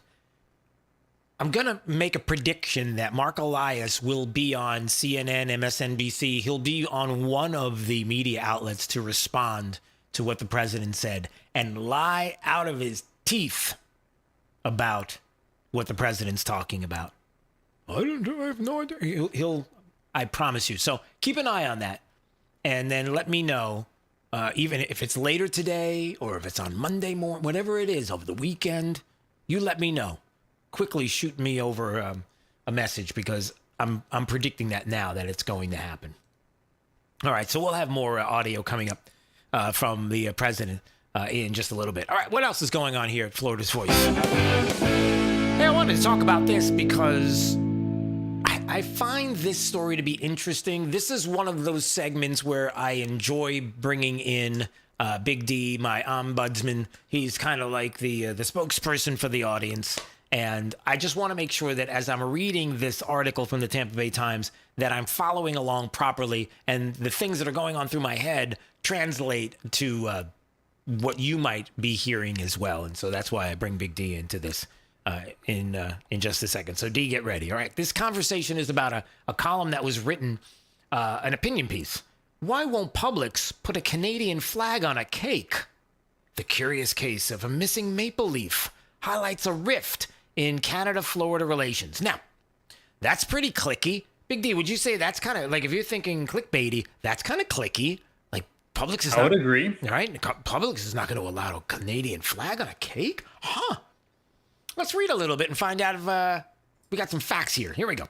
Publix, it seems, will no longer decorate a cake with a Canadian flag or any flag that's not American. Now, I don't know if I need to read the rest of the story, do I? So the story might be over. We might be moving on right now. So Big D, the headline is Publix won't put a Canadian flag on a cake because of Canada and Florida and the rift in relations. Now, did you know that there's a Florida rift in relations with Canada? Did you? Because I've looked at the roads and it doesn't seem like there's any rift. It seems like it's okay. I think it's fine. Okay, that's the first thing. The second thing is it possible that Publix has decided, because of some of the things that have happened in the past with certain flags, I bet you can probably think of some of the flags I'm thinking about. Absolutely. Where it got to the point, and by the way, in case you're wondering, LGBTQ2+. It could be, I don't know, or transgender flags, or any other kind of flag that anybody decides that they want to put on. Could be anything. They just decided, you know what? Can't have nice things. That's all. So Publix decided that rather than do that, American flag, that's it. No other flag. No Canadian flag, no transgender flags, no BLM flags, no flags. None. No, pick a country. Nope, not doing it. France? No. Well, they make Greek? No. But the baked good? No. American flags, that's it. So the story goes on about how somebody made a cake, and they wanted a cake with a Canadian flag on it, and they got a note back that says can't do other flags, just American flags. And they're like, oh, this is absolutely because of the beef that Donald Trump has started, and with Canada and Mexico, and trade wars, and Canadians are part-time Floridians, and now they don't want to be here anymore, and now we don't want to make cakes with a maple leaf on there. Oh, by the way, the other story here is that they wanted to have a maple leaf put on it, and you know, the person that wrote this story apparently believes that every single solitary person that makes a cake knows how to make a maple leaf. Big D, if I gave you a pen, could you draw a maple leaf?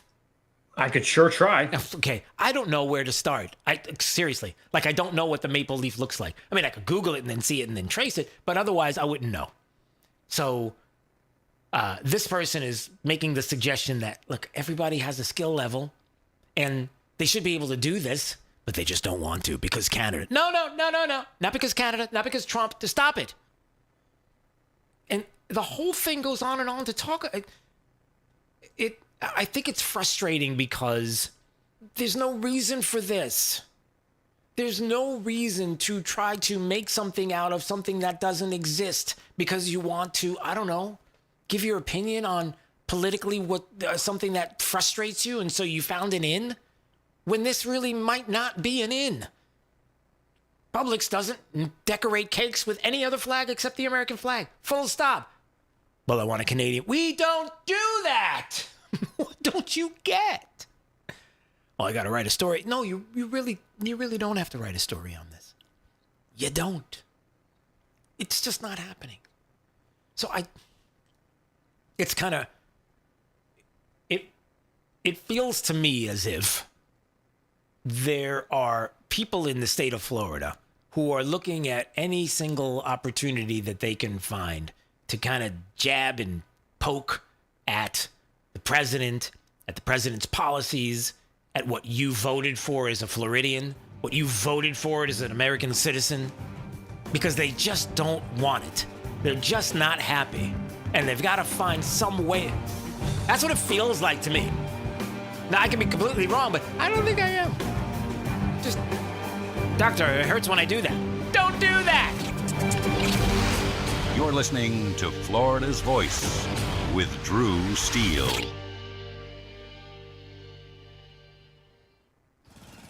Babes, what are you doing? What? I'm just mowing the lawn. No, it's blazing hot and dry out here. Don't you remember? Smokey Bear says. Avoid using power equipment when it's windy or dry. Where'd you learn this? Oh, it's on SmokeyBear.com with many other wildfire prevention tips. Right. Thanks, Honey Bear. Because remember, only you can prevent wildfires. Brought to you by the USDA Forest Service, your state forester, and the Ad Council. All right, son. Time to put out this campfire. Dad, we learned about this in school. Oh, did you now? Okay. What's first? Smokey Bear said to. First drown it with a bucket of water, then stir it with a shovel. Wow. You sound just like him. Then he said, If it's still warm, then do it again. Where can I learn all this? It's all on SmokeyBear.com with other wildfire prevention tips, because only you can prevent wildfires. Brought to you by the USDA Forest Service, your state forester, and the Ad Council. Are you prepared for an emergency or disaster? Because it's not a matter of if, but when. Don't find yourself saying, I'll trust water bottles and a flashlight to save the day, but I'll be proved wrong. With a tornado approaching, I'll realize that I like a wheelchair-accessible shelter. When the floodwaters rise, I'll be up in the attic with 20 cans of beans. It's a recipe for disaster. let's prepare so we all have a better story to tell. Get started at ready.gov/older adults. Brought to you by FEMA and the Ad Council. Are you prepared for an emergency or disaster? Because it's not a matter of if, but when. Don't find yourself saying, When the storm rolls in, my time to find a pet-friendly evacuation center will have run out.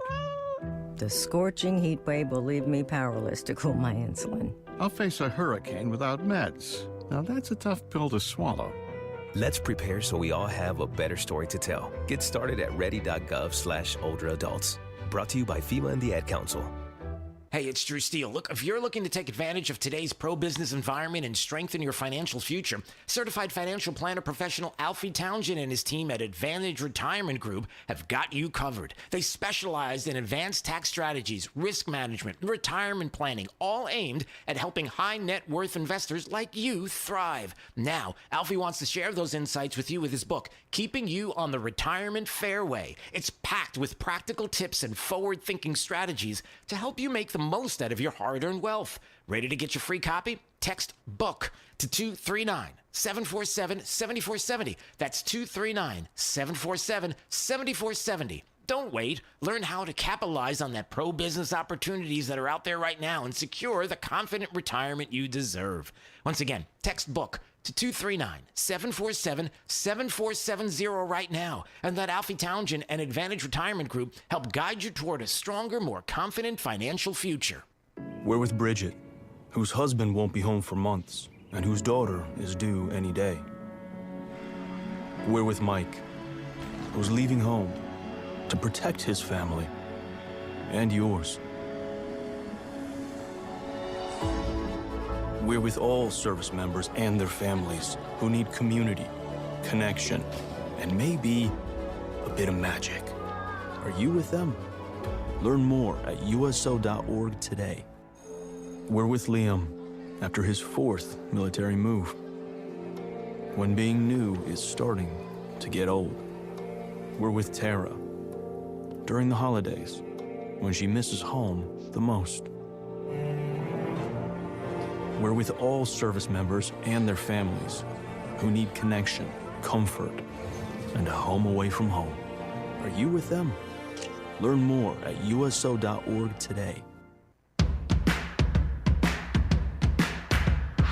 Now, back to Florida's Voice with Drew Steele. March 14th, it's National Pie Day. I love pie. Pizza pie or dessert pie. Blueberry blackberry. Blackberry boysenberry. Boysenberry huckleberry. Huckleberry raspberry. Raspberry strawberry. Strawberry cranberry. Peach. It's not that kind of pie. It is about math. A celebration of the mathematical pie that takes place on 3/14. Okay, big D. I had no idea. I totally forgot about this. Today is National Pie Day. It's Yeah, absolutely. Happy National Pie Day. back at you, I think. Do we have to have... Okay, first thing. But this has been going on for a long time, though. I was going to say, do we have to have a national day every single day for something? I mean, this is what... It almost feels like there is, right? Well, there is, because you can't have nice things, because then somebody's insulted. Well, how come we don't have one for this one? Okay, well, let's have one for that one. Well, how about this? Okay, well, and then I look and I see, as I Googled it, I went onto Al Gore's interwebs, and I Googled National Pie Day, and it says... Eat up these deals and freebies for Pie Day. All the best Pie Day. What deals? Wait a minute. Now we have deals for Pie Day? On what? And it's all pizza stuff. I like it. Well, all right. I guess that's cool. First of all, nobody told me. And so I feel really bad because I could use a deal on pizzas. And then the second thing is pie, actual pie, like 3.14. If I said, would you know what that is off the top? 3.14159265 Excuse me? That's something I've had memorized since I've learned. Oh, okay. And what is it? It's pie. But what is pie? Doesn't matter. Doesn't matter. It doesn't matter. Again, it's I forget what it's the mathematical constant, but constant of again, I don't know. This is why you got to. This is why you have to have Google. That's the only thing. You don't have to worry. Don't worry about educating the kids. Don't worry about them learning in school or anything like that. It doesn't matter. It's like cursive writing. It's like, who needs cursive? Let's just get rid of that. I mean, it's ridiculous. Well, how are you going to read the founding documents? I don't know. I'm sure there's something on their phone. The kids have it on their phone. All I have to do is like hover the camera over the phone, and it'll make cursive into something that they can see and read easily, right? No. Can we not do that? All right. I just noticed that, so. That's all. That's all I have to really say about that. All right, moving on. What else do we have going on here in Florida's Voice? That's not related to pies. Now I'm getting hungry. Well, how about this? Mathematical? How about the economy? Maybe the markets? People are freaking out. The markets have not been doing very well. And some might say, well, I don't understand. There's a lot of good things going on. And some people are like, well, it's an interesting dynamic. I don't understand why if tariffs are going to raise the price of all different kinds of things, and supposedly Trump and tariffs, and it's really, really bad, then why is the price of everything going down? How does that work? How is it that prices are going down, and yet I thought that with tariffs that everything was supposed to go up? There's some confusing things that are out there, but CNN, Scott Jennings, trying to make sense to the lefties on CNN about the markets and what's going on with Trump and some of the policies. Corrections are not unusual. I mean, during the bull market from 2009 to 2020, I think we even had 5 corrections during that period. We tend to have them every couple of years. Yeah, could we just stop for a second? If you were to watch or see a graph and see what the markets have been doing, and then you watch the line going up, up, up, up, up, you'll see sometimes it's like up, up, up, up, up, up, up, up, up, up, up. Like you'll see these little moments where there's corrections. But the majority of everything's still going up. It's not unusual. Yep. They tend to be cyclical. There are other signs, I think, in the economy that are helping real people. Wholesale inflation is down. Yep. Consumer inflation is down. Yep. Gas prices are decreasing. Yep. Mortgage rates coming down. Yep. Egg prices are $4.89 today. They were $6.55 on January 21st. We've seen manufacturing jobs in the last jobs report go up. Private investment announcements are going up. And a whole bunch of nutty climate regulations have been eviscerated. Impeach him. No, really, there are Democrats who have already started the process of impeaching Trump. you gotta stop. But they won't. Okay. You're listening to Florida's Voice with Drew Steele. It's 4 a.m. Monday, and you're literally sucking baby snot through a tube because she's congested. Man, that's love. And if you love her that much, love her enough to make sure she's buckled in the right car seat. To make sure your child's in the right seat for their age and size, visit nhtsa.gov/the-right seat. Show them you love them. Keep them safe. Visit nhtsa.gov/the-right seat. Brought to you by the National Highway Traffic Safety Administration and the Ad Council. You let him try violin because you love him. And if you love him that much, love him enough to make sure he's buckled up and in the back seat. Find out more at nhtsa.gov/the-right seat. Brought to you by the National Highway Traffic Safety Administration and the Ad Council. I don't think that many kids in my son's school even do it. No way. No way. No way. No way. My kid would never vape. Get your head out of the cloud. Talk to your kid about vaping. Visit talkaboutVaping.org. You're listening to Florida's Voice with Drew Steele. Florida's Voice with Drew Steele. Congratulations on your show. Congratulations on your new show. Big deal, huh? That's why shows like yours are so important. We have an independent county elected sheriff that's the head of law enforcement in Jacksonville/Duval County. And I know how to work toward making this city safe. We can't be shy about speaking on things such as faith and politics. We have to remember, in a free society, the public square belongs to all of us. I'm not interested in North Florida looking like Orlando or Miami. I love where we live, but I think that good jobs means that people that live in this district can stay in this district. Fishing and hunting is funding a large part of your conservation projects in Florida, and we want to make sure that those are forever preserved. And the problem with this industry at this point is that they actually target our youth. You can see it in their marketing strategies where it's bright colors, fun names. And that's going to be endlessly litigated. Florida's Voice with Drew Steele. Hey, it's Drew Steele. Look, are you still playing defense with your money? Now might be the perfect time to go on offense and seize the opportunities presented by the new pro-business environment ushered in by President Trump and his administration. That's exactly what certified financial planner professional Alfie Townsend and his team at Advantage Retirement Group do for high net worth investors like you. They create strategies designed to help manage taxes, control risks, and boost your financial confidence. It's a forward-thinking approach that can strengthen your foundation so you can enjoy the lifestyle you've worked so hard to achieve. If you're ready to see how Alfie's team can help elevate your plan, call or text VISIT to 239-747-7470. Again, text VISIT to 239-747-7470. Schedule your one-on-one consultation today and discover proactive strategies to help you thrive in an ever-changing world. Again, text VISIT to 239-747-7470. Don't wait. Let Alfie Townsend and the Advantage Retirement Group team guide you toward a stronger, more confident financial future. I've been dipping snuff for well over 30 years. You know, I could wake up in the morning and have a weird lump in my gums. Guess it's like playing Russian roulette, really. I would love grandchildren. And if by quitting it extends my life some, I would gladly lay it down. Visit tobaccofreeflorida.com to find free resources to help you quit your way. Today, push harder, push forward, push vigorously. There are things that I am hiding from people that I'm trying to inspire. You can do whatever you set your mind to. I feel like a hypocrite a lot of the times. Don't give up on yourself ever. Smoking, I hide it because I'm ashamed of it. I want to get out of the shadow. I want to show people there is light away from the darkness. I am going to quit. Visit tobaccofreeflorida.com to find free resources to help you quit your way. We're with Bridget, whose husband won't be home for months and whose daughter is due any day. We're with Mike, who's leaving home to protect his family and yours.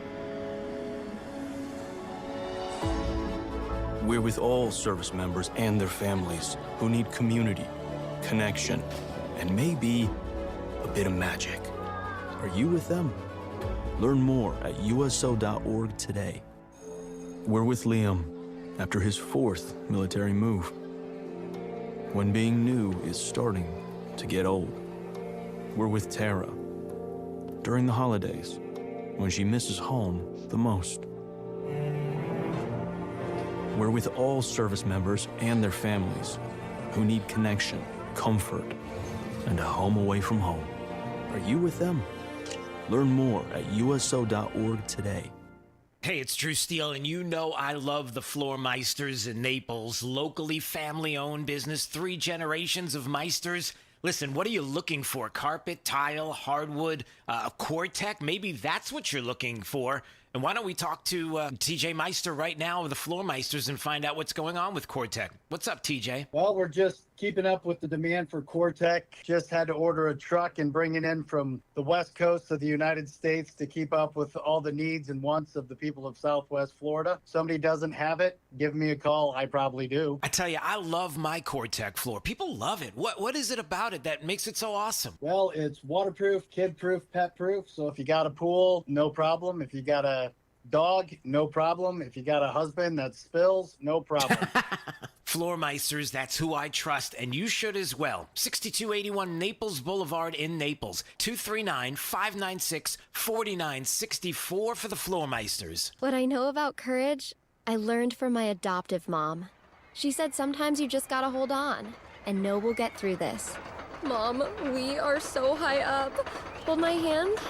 No, you hold my hand. Here we go! Learn about adopting a teen from foster care. You can't imagine the reward. Visit adoptuskids.org to find out more.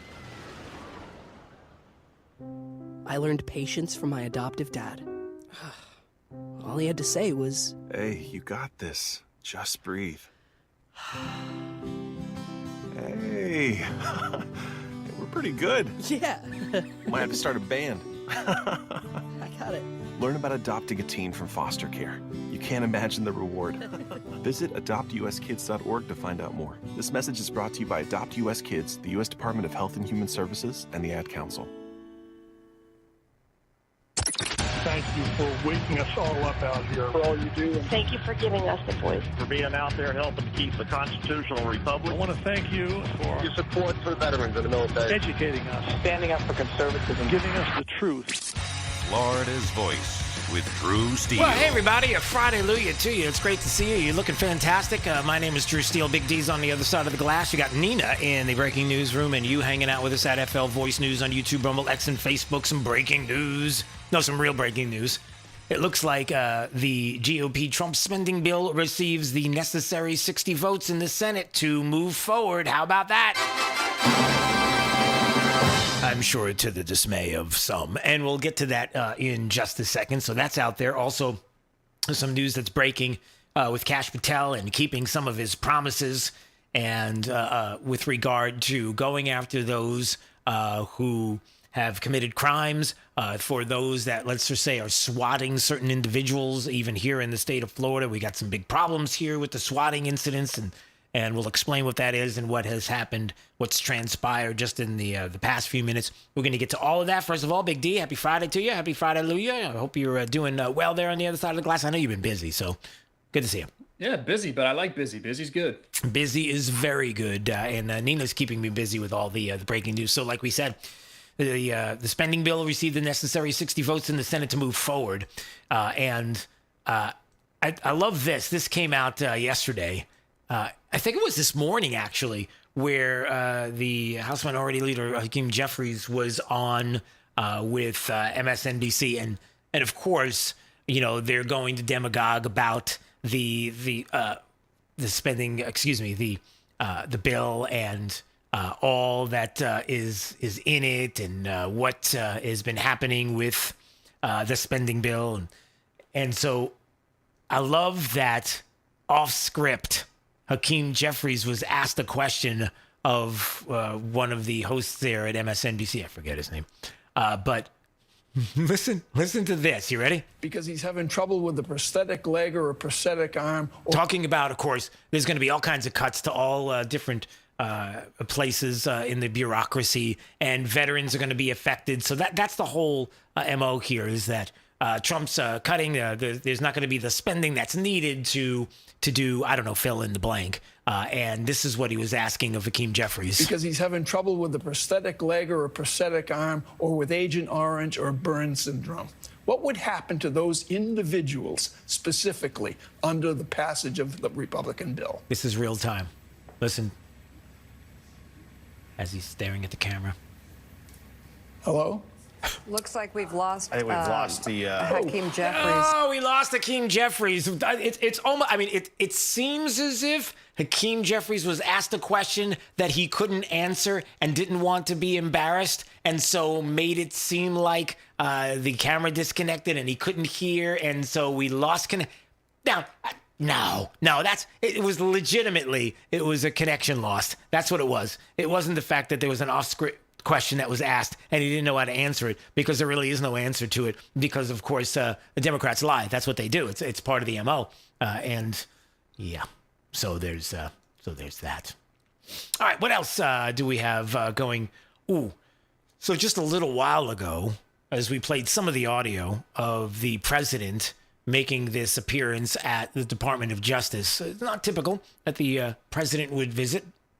And some of the things that he was discussing, and we played some of the audio earlier about the weaponization of the DOJ, what factually has been happening, documented facts, that all the things that went on against a duly elected sitting president in the past, and the hoaxes and the lies and everything else. And then, how about this, as the president delivers this remark at the DOJ? Crooked Joe Biden got us into a real mess with Russia, and everything else he did, frankly, but he didn't know about it, and he, generally speaking, signed it with auto pen. So how would he know?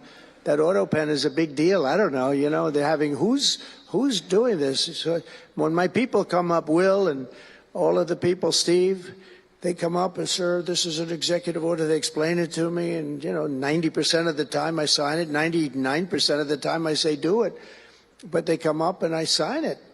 But you don't use auto pen. It's number one, it's disrespectful to the office. Number two, maybe it's not even valid because. Who's getting him to sign? He had no idea what the hell he was doing. If he did, all of these bad things wouldn't be happening. Ooh. Talking about the auto pen signing, and maybe some of these things aren't valid here as I speak to you at the DOJ. What about that? Hey, can we get on that? Can we check that out? That would be me. See, Big D, that's why I couldn't be president of the United States. Because I would be standing there and I would be like, hey, can you get on that right now? Like I'd get off the microphone and start screaming. And what's wrong with that? Oh, I don't know. Maybe it is okay. I don't know. Maybe Trump's done that before. But he doesn't scream. I would just literally yell. So that's, but anyway.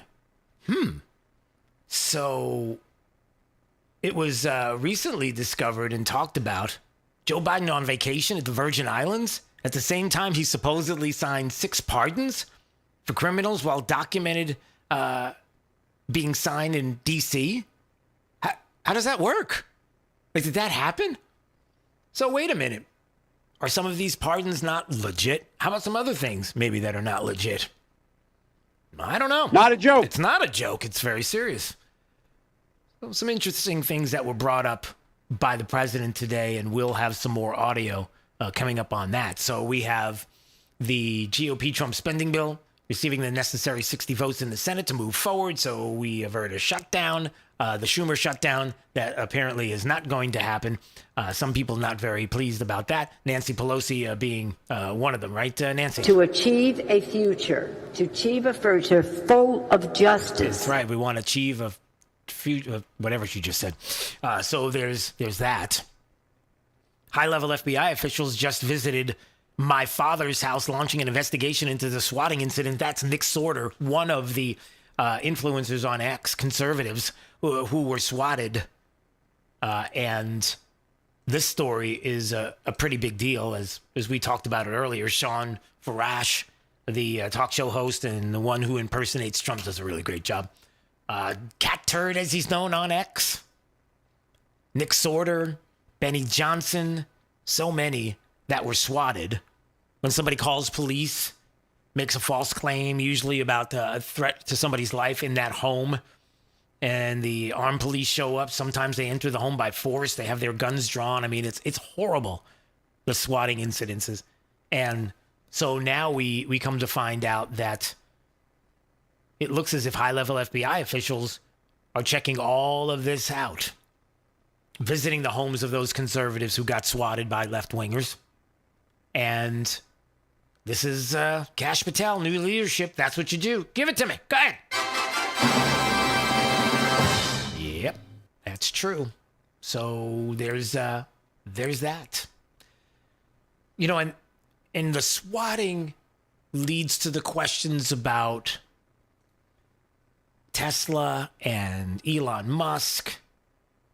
We played a little earlier Attorney General Bondi, who was talking about these anarchists, the vandals, the ones that are destroying property and these Tesla dealerships. We have people we're locking up on that. We have someone in jail right now from one of the dealerships. They threw a Molotov cocktail through a dealership. They're looking at up to 20 years in prison. So if you're going to touch a Tesla, go to a dealership, do anything, you better watch out because we're coming after you. Wow. And if you're funding this, we're coming after you. We're going to find out who you are. We're going to find out who you are. Well, let's get it done. Let's make it happen. That sounds good.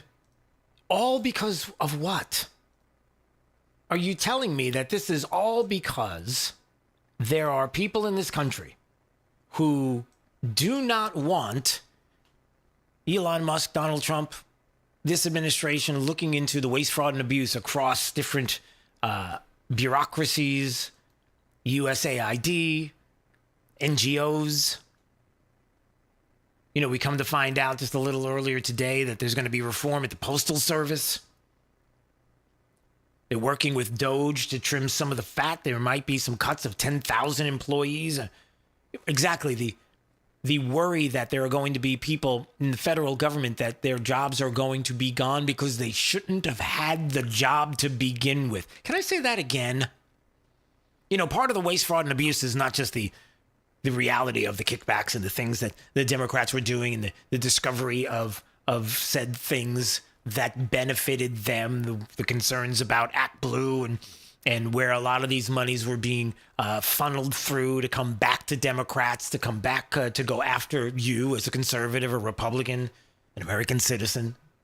You know, all of these different things that we're finding out more and more, and how at the beginning of all of this, if you're going to take it to its beginning, a lot of people were upset that the bureaucracy has grown bigger. We got to hire 80,000 new IRS agents. Do we really need to hire 80,000 IRS agents? Do we really need to have more and more people in a bloated bureaucracy? How much bloat do you need? I mean, like Big D, how much bloat is good for you? Like, are you one of those guys who, you have a piece of cheesecake after dinner and you're thinking, after you have that big, beautiful slice of cheesecake and it's just sitting there because it's National Pie Day, so I'm thinking cheesecake as a pie. Weird kind of flex there for a second. But you're not the guy that's like, hey, bring me the whole pie over here so I can finish it. Like, how much bloat, for example, in your belly is enough for you? Can you do 0? Yeah, 0. Okay, good. So I would assume that your 0 bloat for extra cheesecake when you're already full would also pertain to the bloat that the federal government has. And maybe we just don't need a whole lot of that either. Like, they've had enough cheesecake. Do you see what I'm saying? Kind of wild comparison, but yes. Thanks. We didn't need to hire all of these people to begin with. So when we find out, hey, we got to trim some of the fat, and maybe we need to cut 10,000 employees from the United States Postal Service. Well, you can't do that. Well, what were they needed to begin with? Well, we can't function without them. You sure about that? We're about to find out. Now, if you were to tell me that there were Democrats in the past that would talk about the waste and abuse and the problems within the federal government and things have to be cut, and Democrats were saying this, and maybe even Democrat presidents, I'd be like, no way. Like, for example, no way would it be Barack Obama. I mean, Barack Obama would never talk at any time in the history of the United States and his time as president about cutting waste in the federal government. It just doesn't happen. Breaking news. It's a bombshell. Oh, wait, this just in. Oh, look, he did. Hey, look at this from 2011. Wait, can you play that audio? Everyone knows that getting rid of the deficit will require some tough decisions. Oh. And that includes cutting back on billions of dollars in programs that a lot of people care about. Huh. Uh-oh. But what should be easy is getting rid of the pointless waste and stupid spending that doesn't benefit anybody. Oh, there's no pointless and stupid spending in Washington, D.C. It's waste we should be getting rid of, even if we didn't have a deficit. Oh. Sure, some of these cuts aren't that big, but no amount of waste is acceptable. What? What? But no amount of waste is acceptable. Well, look at that. Not when it's your money. Yeah. Not at a time when so many Americans are already cutting back. Just as families are living within their means, government should too. Big D, did you AI this? Is this Obama AI? Is that what you just did to me? Come on. Me. You got me. No, it's not AI. In 2011, this is what he said. Did you know the federal government pays for a website devoted to a folk music ensemble made up of forest rangers? What? They're called the Fiddlin' Foresters. Huh. I'll put their music on my iPod, but I'm not paying for their website. Oh, that's a flat out lie right there. Now, I can believe that the website thing happened, but he was putting it on his iPod. First of all, again, it's 2011. He's talking about putting it on his iPod. I'll put their music on my iPod, but I'm not paying for their website. Yeah. And there are hundreds of similar sites that we should consolidate or just get rid of. Just get rid of? You're kidding me. What else did he say? By the way, you're not only paying for websites no one needs. Yeah. You're paying for thousands of buildings all across the country no one uses. Wait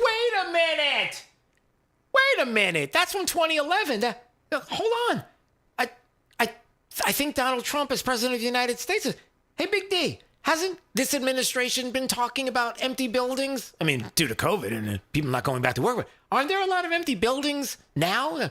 There are, and people are still refusing to go back to work. So how about that? And in 2011, Barack Obama was talking about them. For the last decade, the government's owned a massive and completely empty warehouse in the middle of Brooklyn, for example. Whoa. Now, the government hadn't been able to sell this building and others like it because of red tape and Washington politics that held things up for years. Oh, you got to do something about it. But we're finally cutting through all that. Really? And plan to get rid of these buildings in the months ahead. Yeah, what happened? We need to step up our game. Yeah. We need to go after every dime. We need to make government work for you. Okay, so let me follow this. Barack Obama, as president of the United States in 2011, talked about all the waste that we had to cut, the stupid waste, the stupid things that we're spending money on.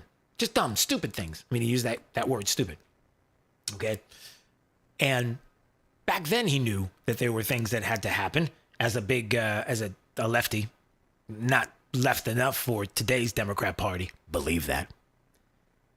But he talked about that. He talked about wasteful websites. He talked about buildings being empty and we needed to get rid of them. Like, we shouldn't be in the business of real estate. I mean, what are we doing here? We got all these buildings all across the country. We have to get rid of them. Now, D, here's the thing. What if I were to tell you that I think we know why we are in the position we are in, even after Barack Obama told us we needed to clear all of this up? What if I had evidence and proof that I can prove to you and everybody listening that I know the reason why we are in the predicament even after Barack Obama talked about all this? You ready? Let me see it. Okay, you can see it, you can hear it. Here it comes. This is why I think we've got the problem. Get ready. Buckle up. That's why, starting today, I've asked the Vice President to lead a renewed effort to hunt down misspent tax dollars in every agency and department of this government. There it is, D. There it is. So Barack Obama in 2011 said we've got all this waste and things that are happening within the federal government and the websites that we shouldn't be paying for and the buildings we shouldn't be owning and they're empty and we got to get rid of them. And I'm going to put the Vice President of the United States in charge of cleaning all of it up. And who was the Vice President? Caracas. You can't make it up. You can't make it up. But there's to be, beginning this effort for this help is they're being there to help. Yeah, that's who we put in charge of doing the cleanup. Now do you see the problem of what's going on? I mean, it's okay. I just thought that part was funny. I couldn't believe that he was talking about that. And then the person that was in charge of the person that Barack Obama trusted to get to the bottom of all of this, the waste, fraud, and abuse in D.C. in 2011, was the dude that was probably the one who was perpetrating allegedly, most of the waste, fraud, and abuse in this country and other countries, a la Ukraine, which we can get into at another time. But wow, you can't make it up. And I'm glad I didn't. What else is going on here on Florida's Voice? The governor of the great state of Florida, Ron DeSantis, the great governor, was talking today about open carry. And what I love about the governor is just common sense, straightforward. Here's the answer. Here's what you've got. Simple explanation. You've got to be able to soak this up. When a reporter says to loosen some of these restrictions in the state of Florida. Yeah, what we're going to do, loosening up restrictions in the state of Florida and open carry. What do you think about this? So here's your lesson. Go ahead. There it is. Here's your lesson. Well, I would say I'm vindicating people's constitutional Second Amendment rights, and we always have an obligation to do that. So if you look at what we've done, we have constitutional carry. So you can carry a firearm concealed. That is, in law, is a constitutional right. Yep. But if you take your jacket off and put your jacket on and you have a firearm in your holster, somehow you could be prosecuted for that because it's a, quote, open carry, and it doesn't make sense. I love that. I love that he said that. How many times have I said the same thing to you? I'm not saying that the governor is listening to the program, but if he is, hey, Gov, good to see you. Good to hear from you. And you're doing a great job. No, but seriously, I say that all the time. You know, when you talk about open carry and people are like, it's going to be the Wild West. That's what's going to happen. But first of all, stop talking like that. You sound silly. And second of all, I mean, with that, like, don't do that. And then the second part is, no, that's not what we're talking about here. For me, if you're carrying and somehow you take your jacket off, you lean a certain way, somebody sees that you're carrying a firearm, that all of a sudden you're going to get in trouble for that? No, we shouldn't. Other states have actually done the opposite in some respects. So this is just common sense stuff. I think the legislature, prior to me becoming governor, they went overboard on some of the things, and I think it did violate people's due process rights. I think it totally eliminated rights for young adults. I mean, you have some 20-year-old Marine be out there carrying a firearm in Fallujah, back where I served back in the day, and then they come here and they can't purchase a rifle to go hunting or something like that. Second thing that I love about what the governor just said right there. Yeah, there were people before the governor came along and some decisions that were made by very well-intentioned individuals, but made harsh, snap judgments and decisions based on the moment. And what was happening after Parkland, and we've been through this, and the horrific shooting in Parkland, and how the pressure was on the state of Florida, and the pressure was on the governor, and the pressure was on the legislature, and everybody was pressuring us in forums on CNN and other places to do something.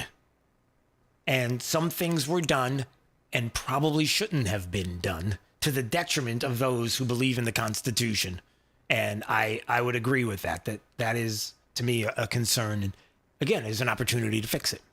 There's an opportunity to tweak it and get it right. Because some things were passed that probably should not have been, but for the pressure that was on people. And unfortunately, there were people at the time who just were not prepared to fight back the way we are now and to recognize what some in the country were trying to do. And again, this is another thing that the governor said, and I mentioned it a minute ago. When we did constitutional carry, people were saying, oh my gosh, this is like, and they were trying to create some type of narrative that this was going to be problematic, and yet our crime rate's at a 50-year low. It just, reality is law-abiding gun owners are part of the solution. They're not part of the problem. And a criminal doesn't care about any of these restrictions about where you can carry or if you can carry. Right, if they're going to go commit a crime, they're going to go commit a crime. Yep, he's right. He's right. Oh, it's going to be like the war. Is it going to be all? No, it's not. And so something that is taking place in Tallahassee, this legislative session in Tallahassee, the open carry discussion, got to keep an eye on it. You're listening to Florida's Voice with Drew Steele. I'm Chris Jakimick. I served in the United States Air Force, and I deployed 3 times. Being a veteran, it's interwoven into your DNA, is really the absence of the connection and the purpose that can really drive a lot of veterans to some negative thoughts. For those who are in a suicidal crisis, the window of time to save somebody's life is very short. Our duty is to protect ourselves and protect our families, and one way you can do that is store your weapons safely. Store all your guns securely. Help stop suicide. Brought to you by End Family Fire and the Ad Council. Hey, it's Drew Steele, and you probably know this. I've had a music career, an EMI published songwriter in the past. I've had a top 20 Billboard hit and movie soundtracks. But I got my start right here in Southwest Florida at Soundcheck Studios with Jim Becker. I worked with Jim when he was producing big names like Castrol and Beck's Beer and other commercial clients from ABC, NBC, CBS. He's done it all. It doesn't make a difference what your musical style is. If you're talking about recording for bands or producing music, jingles, he does it all at Soundcheck Studios. Recently, he worked with RCA artist Doja Cat and also a Sony artist Flipped Arrow. A lot of great artists have made their way through Soundcheck Studios. So if you want to make your brand memorable with a jingle or maybe a commercial you want to cut, or maybe it's a band, give Soundcheck Studios a call today. 239-340-0515. That's 239-340-0515 for Soundcheck Studios. What I know about courage, I learned from my adoptive mom. She said sometimes you just gotta hold on and know we'll get through this. Mom, we are so high up. Hold my hand. No, you hold my hand. Here we go. Learn about adopting a teen from foster care. You can't imagine the reward. Visit adoptuskids.org to find out more. I learned patience from my adoptive dad. All he had to say was, Hey, you got this. Just breathe. Hey, we're pretty good. yeah. Might have to start a band. I got it. Learn about adopting a teen from foster care. You can't imagine the reward. Visit adoptuskids.org to find out more. This message is brought to you by Adopt US Kids, the U.S. Department of Health and Human Services, and the Ad Council. Radical anti-hunting forces are working to ban fishing and hunting across the country. These extreme attacks on our heritage must be met. Thankfully, the International Order of T. Roosevelt is fighting back as the nation's premier organization defending our rights to fish and hunt. This April, you can step into the arena with us and join our fight in Naples, Florida. Join us at the historic Ritz-Carlton Tiburon and hear from world-class speakers including Tucker Carlson.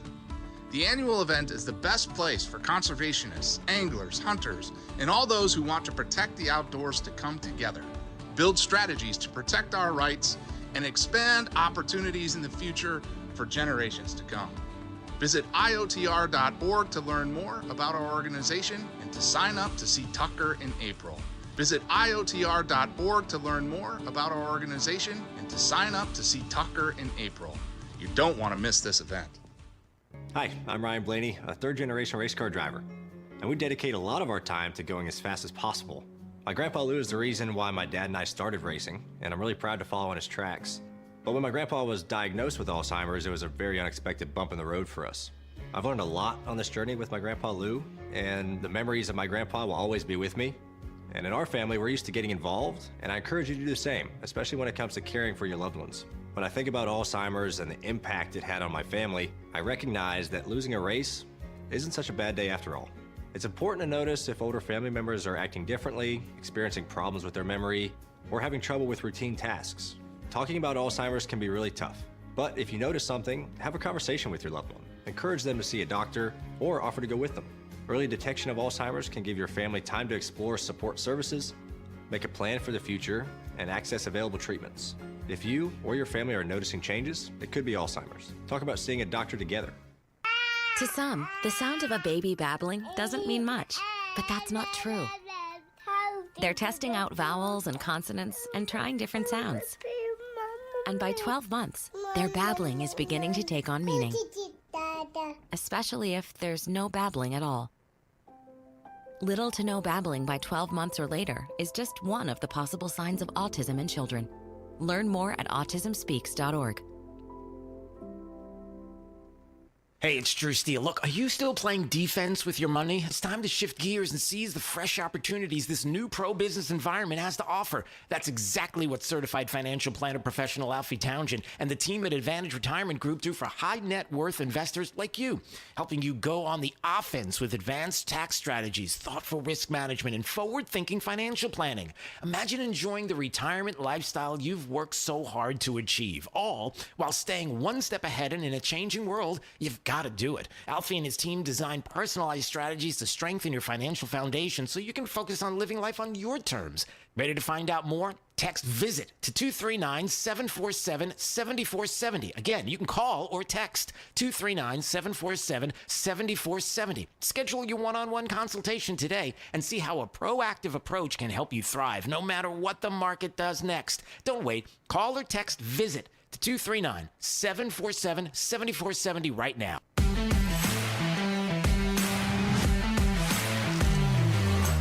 Now, back to Florida's Voice with Drew Steele. All right, anytime you want to watch FL Voice News, YouTube, Rumble, X, and Facebook, that's where you can check us out. Anytime you want to call, 866-588-8303. That's how you get in touch with us. And anytime you want to listen, we have great affiliates across the state of Florida who carry this program live 3 to 6 p.m. We thank you for that. and making this program a part of your programming day. And if a station near you isn't, call them up and ask them why. They're not carrying us. That kind of thing. But be kind. All right. It is 5:35. That means it is time for the top 5 audio clips of the day. It's my top 5 right now. 5, 4, 3, 2, 1. This is Drew's top 5. Number 5. Principals, Secretary of State Rubio, National Security Advisor Mike Waltz kind of do the talking? Look, the pressure that Trump has put on for a ceasefire is motivated by one thing, Trump's desire for good publicity and to buttress his case to get a Nobel Peace Prize. You want a ceasefire between 2 warring parties, they need to decide it. Wait a minute. That can't be right. So that is the delusional Trump derangement syndrome plagued former Trump National Security Advisor John Bolton going on to CNN, who is explaining that the real reason why Donald Trump, as president of the United States, wants a ceasefire between Russia and Ukraine is because he wants good publicity and a better case to get the Nobel Peace Prize. That's really weird. Number 4. We've got this great event, this great facility, great business, and of course, great workers. And I'm sure all of us saw there were a few protesters outside. And I can't be the only person wondering, it's a little after noon on a Friday, and don't you all have jobs? Who are the people?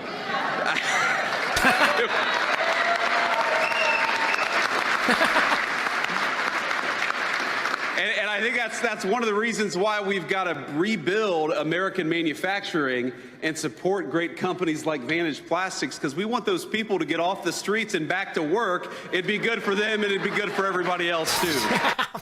That is the Vice President of the United States, J.D. Vance, who was stopping by a plastics manufacturing facility near Bay City, Michigan.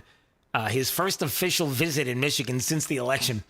And there were protesters out there and asking the question that so many of us have asked in the past, which is, what do these protesters do for a living? I mean, it's noon on a Friday. Shouldn't you be at work? Do you have a job? Number 3. Because he's having trouble with a prosthetic leg or a prosthetic arm or with Agent Orange or Burn syndrome. What would happen to those individuals specifically under the passage of the Republican bill?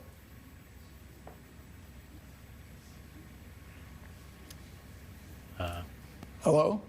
Looks like we've lost. I think we've lost the Hakeem Jeffries. Oh, we lost Hakeem Jeffries. Oh no! So that is his name Mike Barnacle? Is that who that is from MSNBC? And he was asking Hakeem Jeffries, the House Minority Leader, and saying, "Listen, there's a chance that this spending bill is going to pass, but if it does, I mean, a lot of people are going to lose all kinds of benefits, and veterans are going to lose benefits, and how specifically will they lose those benefits if it's signed? Tell everybody what you know."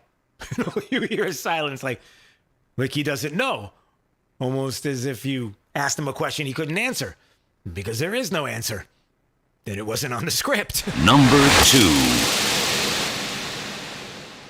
Get an update on it. Caroline, district court rulings about all the fired probationary workers. You used the same language here just now that was in the statement about fighting back against that ruling. Do you mean appealing or something else? And does the administration plan to comply with those orders in the meantime? Fighting back by appealing, fighting back by using the full weight of the White House counsel's office and our lawyers at the federal government who believe that this injunction is entirely unconstitutional. And it is, for anybody who has a basic understanding of the law. You cannot have a low-level district court judge filing an injunction to usurp the executive authority of the President of the United States. That is completely absurd. And as the executive of the executive branch, the President has the ability to fire or hire. And you have these lower level judges who are trying to block this president's agenda. It's very clear. And as I just cited, I was appalled by the statistic when I saw it this morning.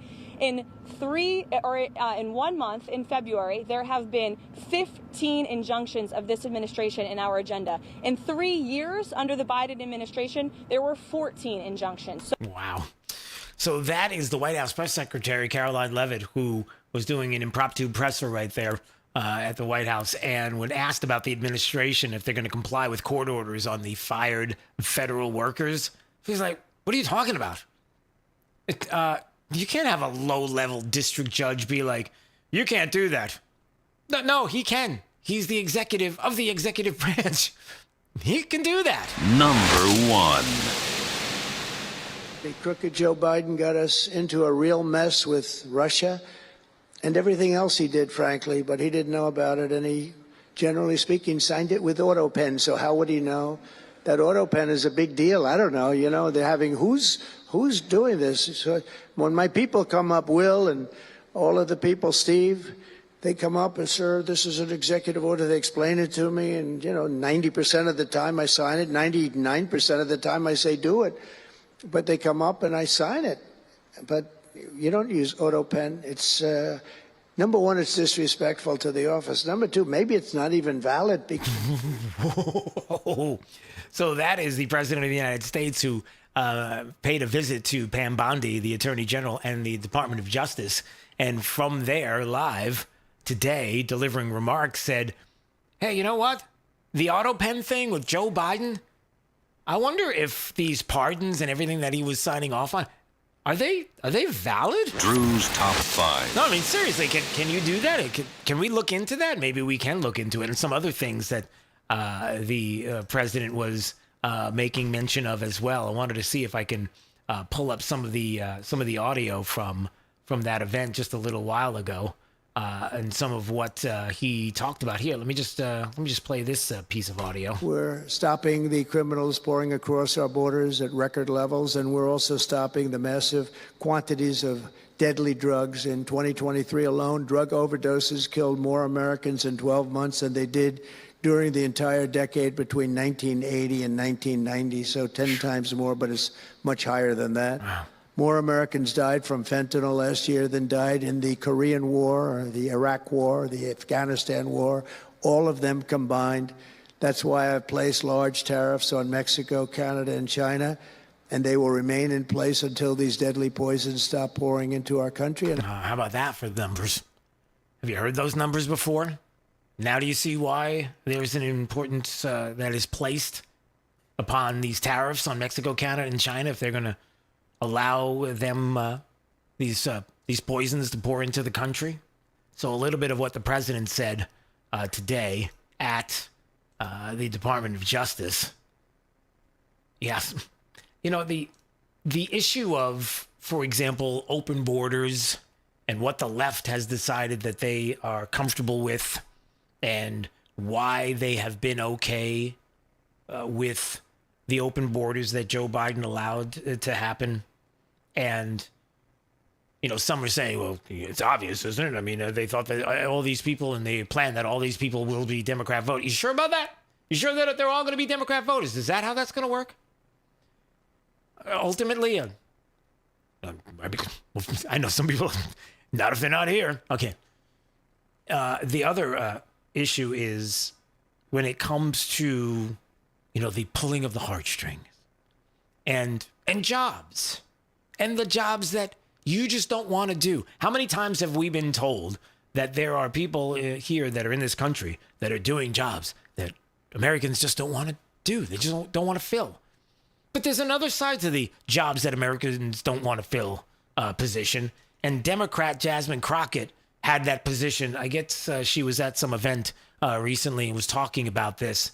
I just wanted to play a little bit of this audio here. Check this out. How many of you are sending your kids to college to go and work on them? Okay, so how many of you in the audience are sending your kids to college to go work on farms? Okay, well, guess who is working the farms? So that you can afford your food. So that you can have food. So that you can have food. Now, how many of you are looking to send your kids into hospitality after this college education so that they can go and make the beds at the hotels? How many of you are planning to send your kids to college? Because that's what we do here. We send everybody to college.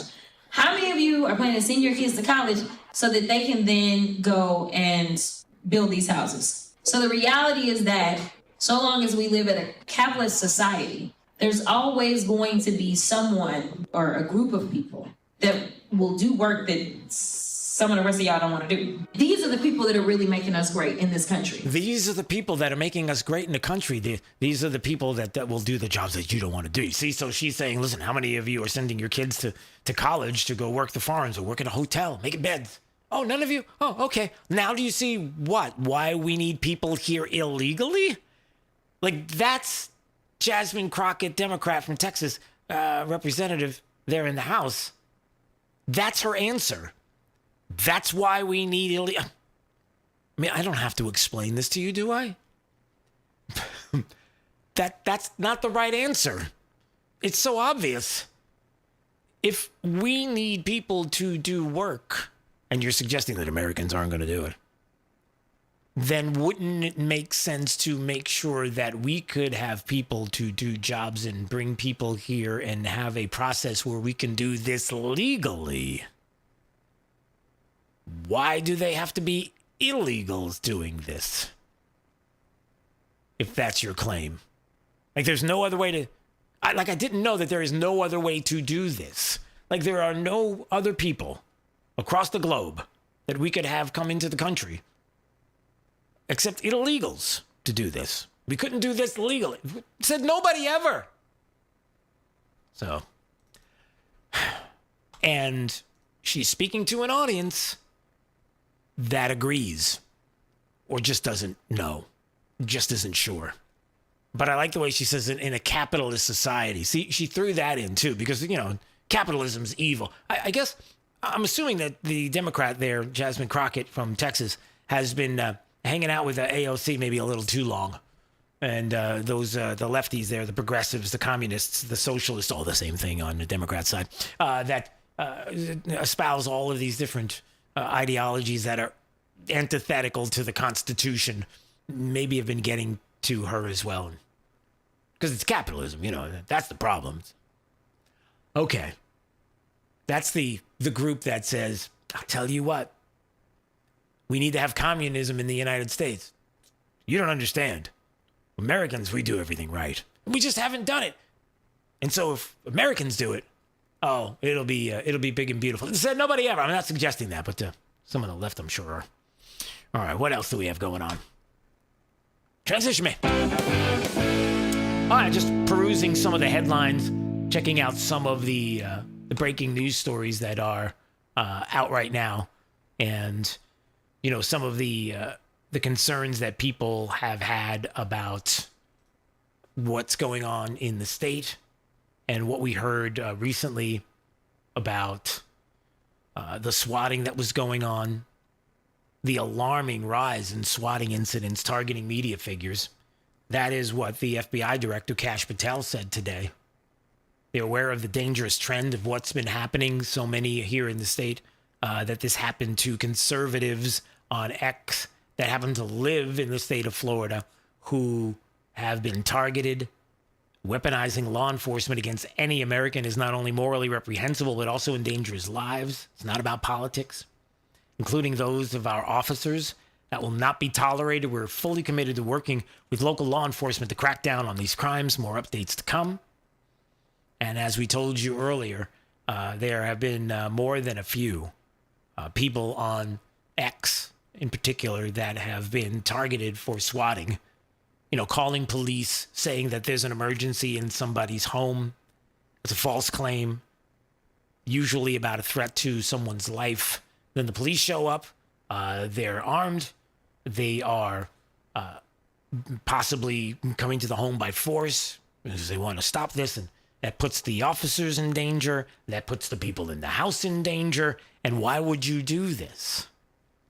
You only do this when you feel like you have no other recourse. In other words, it's a horrible thing to think of, that there are people that believe that, and that there's an ideology that's out there that because it's not being accepted by the American people, that this is your option, this is not an option, and this is not acceptable. And it's a good thing we have people like Kash Patel of the FBI getting to the bottom of it. You're listening to Florida's Voice with Drew Steele.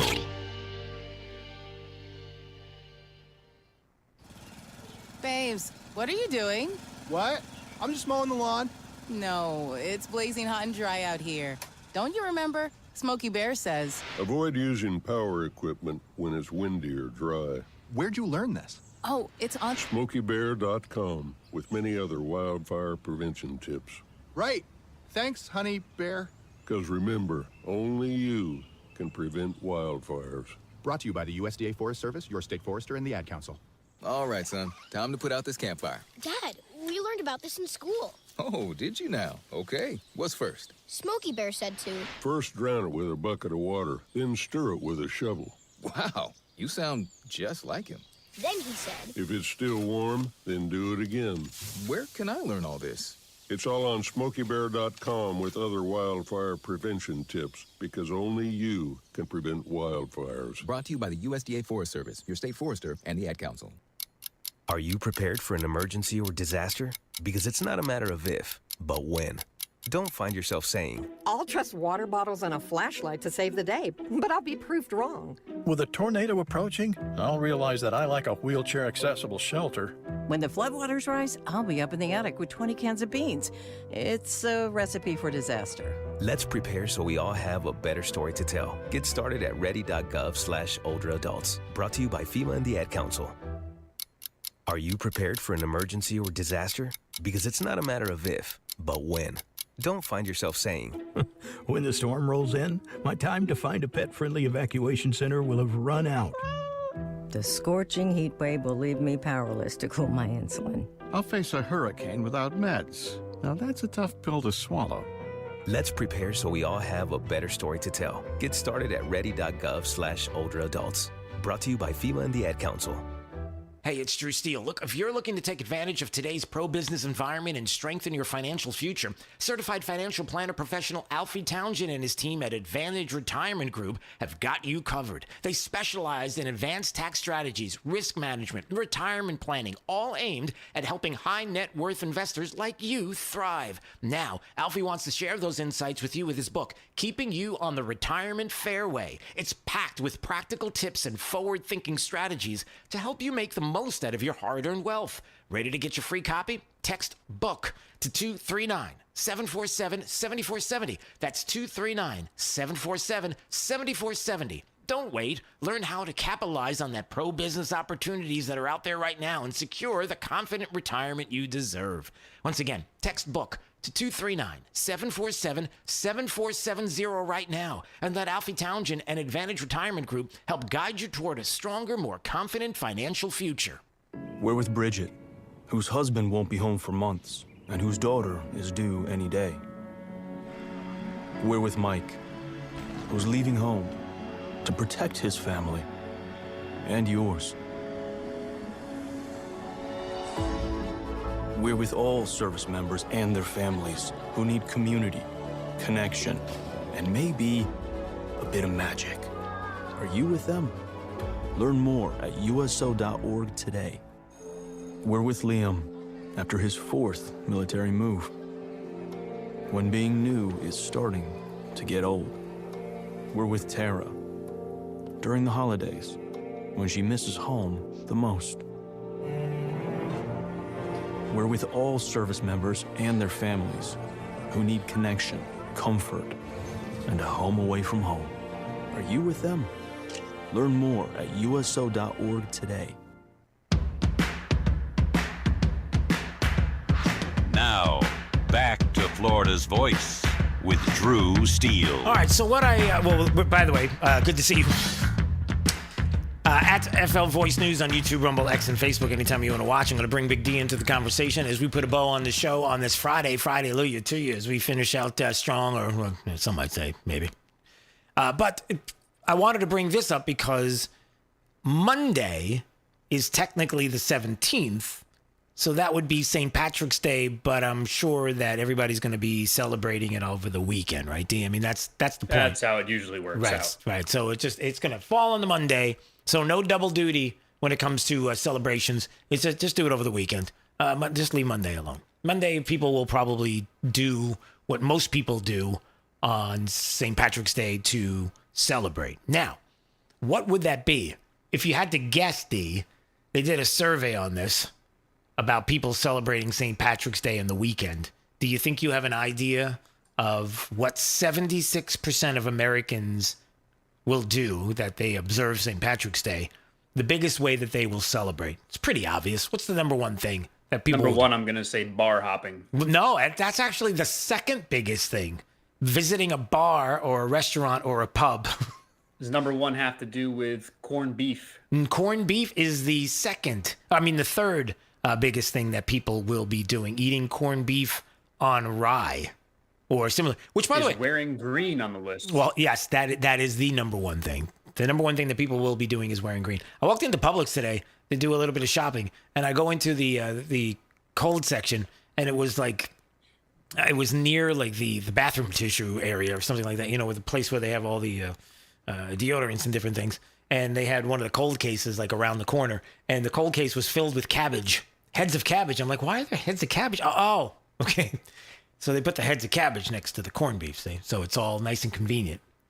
It's I like that they do that. Don't make me walk any further. I don't want to go all the way down to the produce section and have to come all the way back to the meat section. Don't do it. Although at my shopping, at my area of Publix, the produce is next to the meat. So I didn't have to have a big, long walk. All right. Cooking. Do you cook any Irish-inspired foods? Nothing. I'm 0% Irish. Okay. Well, but that's the whole thing about St. Patrick's Day is that you don't have to be Irish to celebrate. You can just celebrate your own way. And I think as one TV show put it one time, you really don't want me to have fun on St. Patrick's Day? The day that we remember St. Patrick for whatever it is he did? That's not really kind. But that's, I guess that was from some, and there are probably a lot of people, D, that are thinking that. Like, what exactly did St. Patrick do? Couldn't tell you. Well, you should know. I mean, it's an important thing. St. Patrick was actually quite an important figure in Ireland.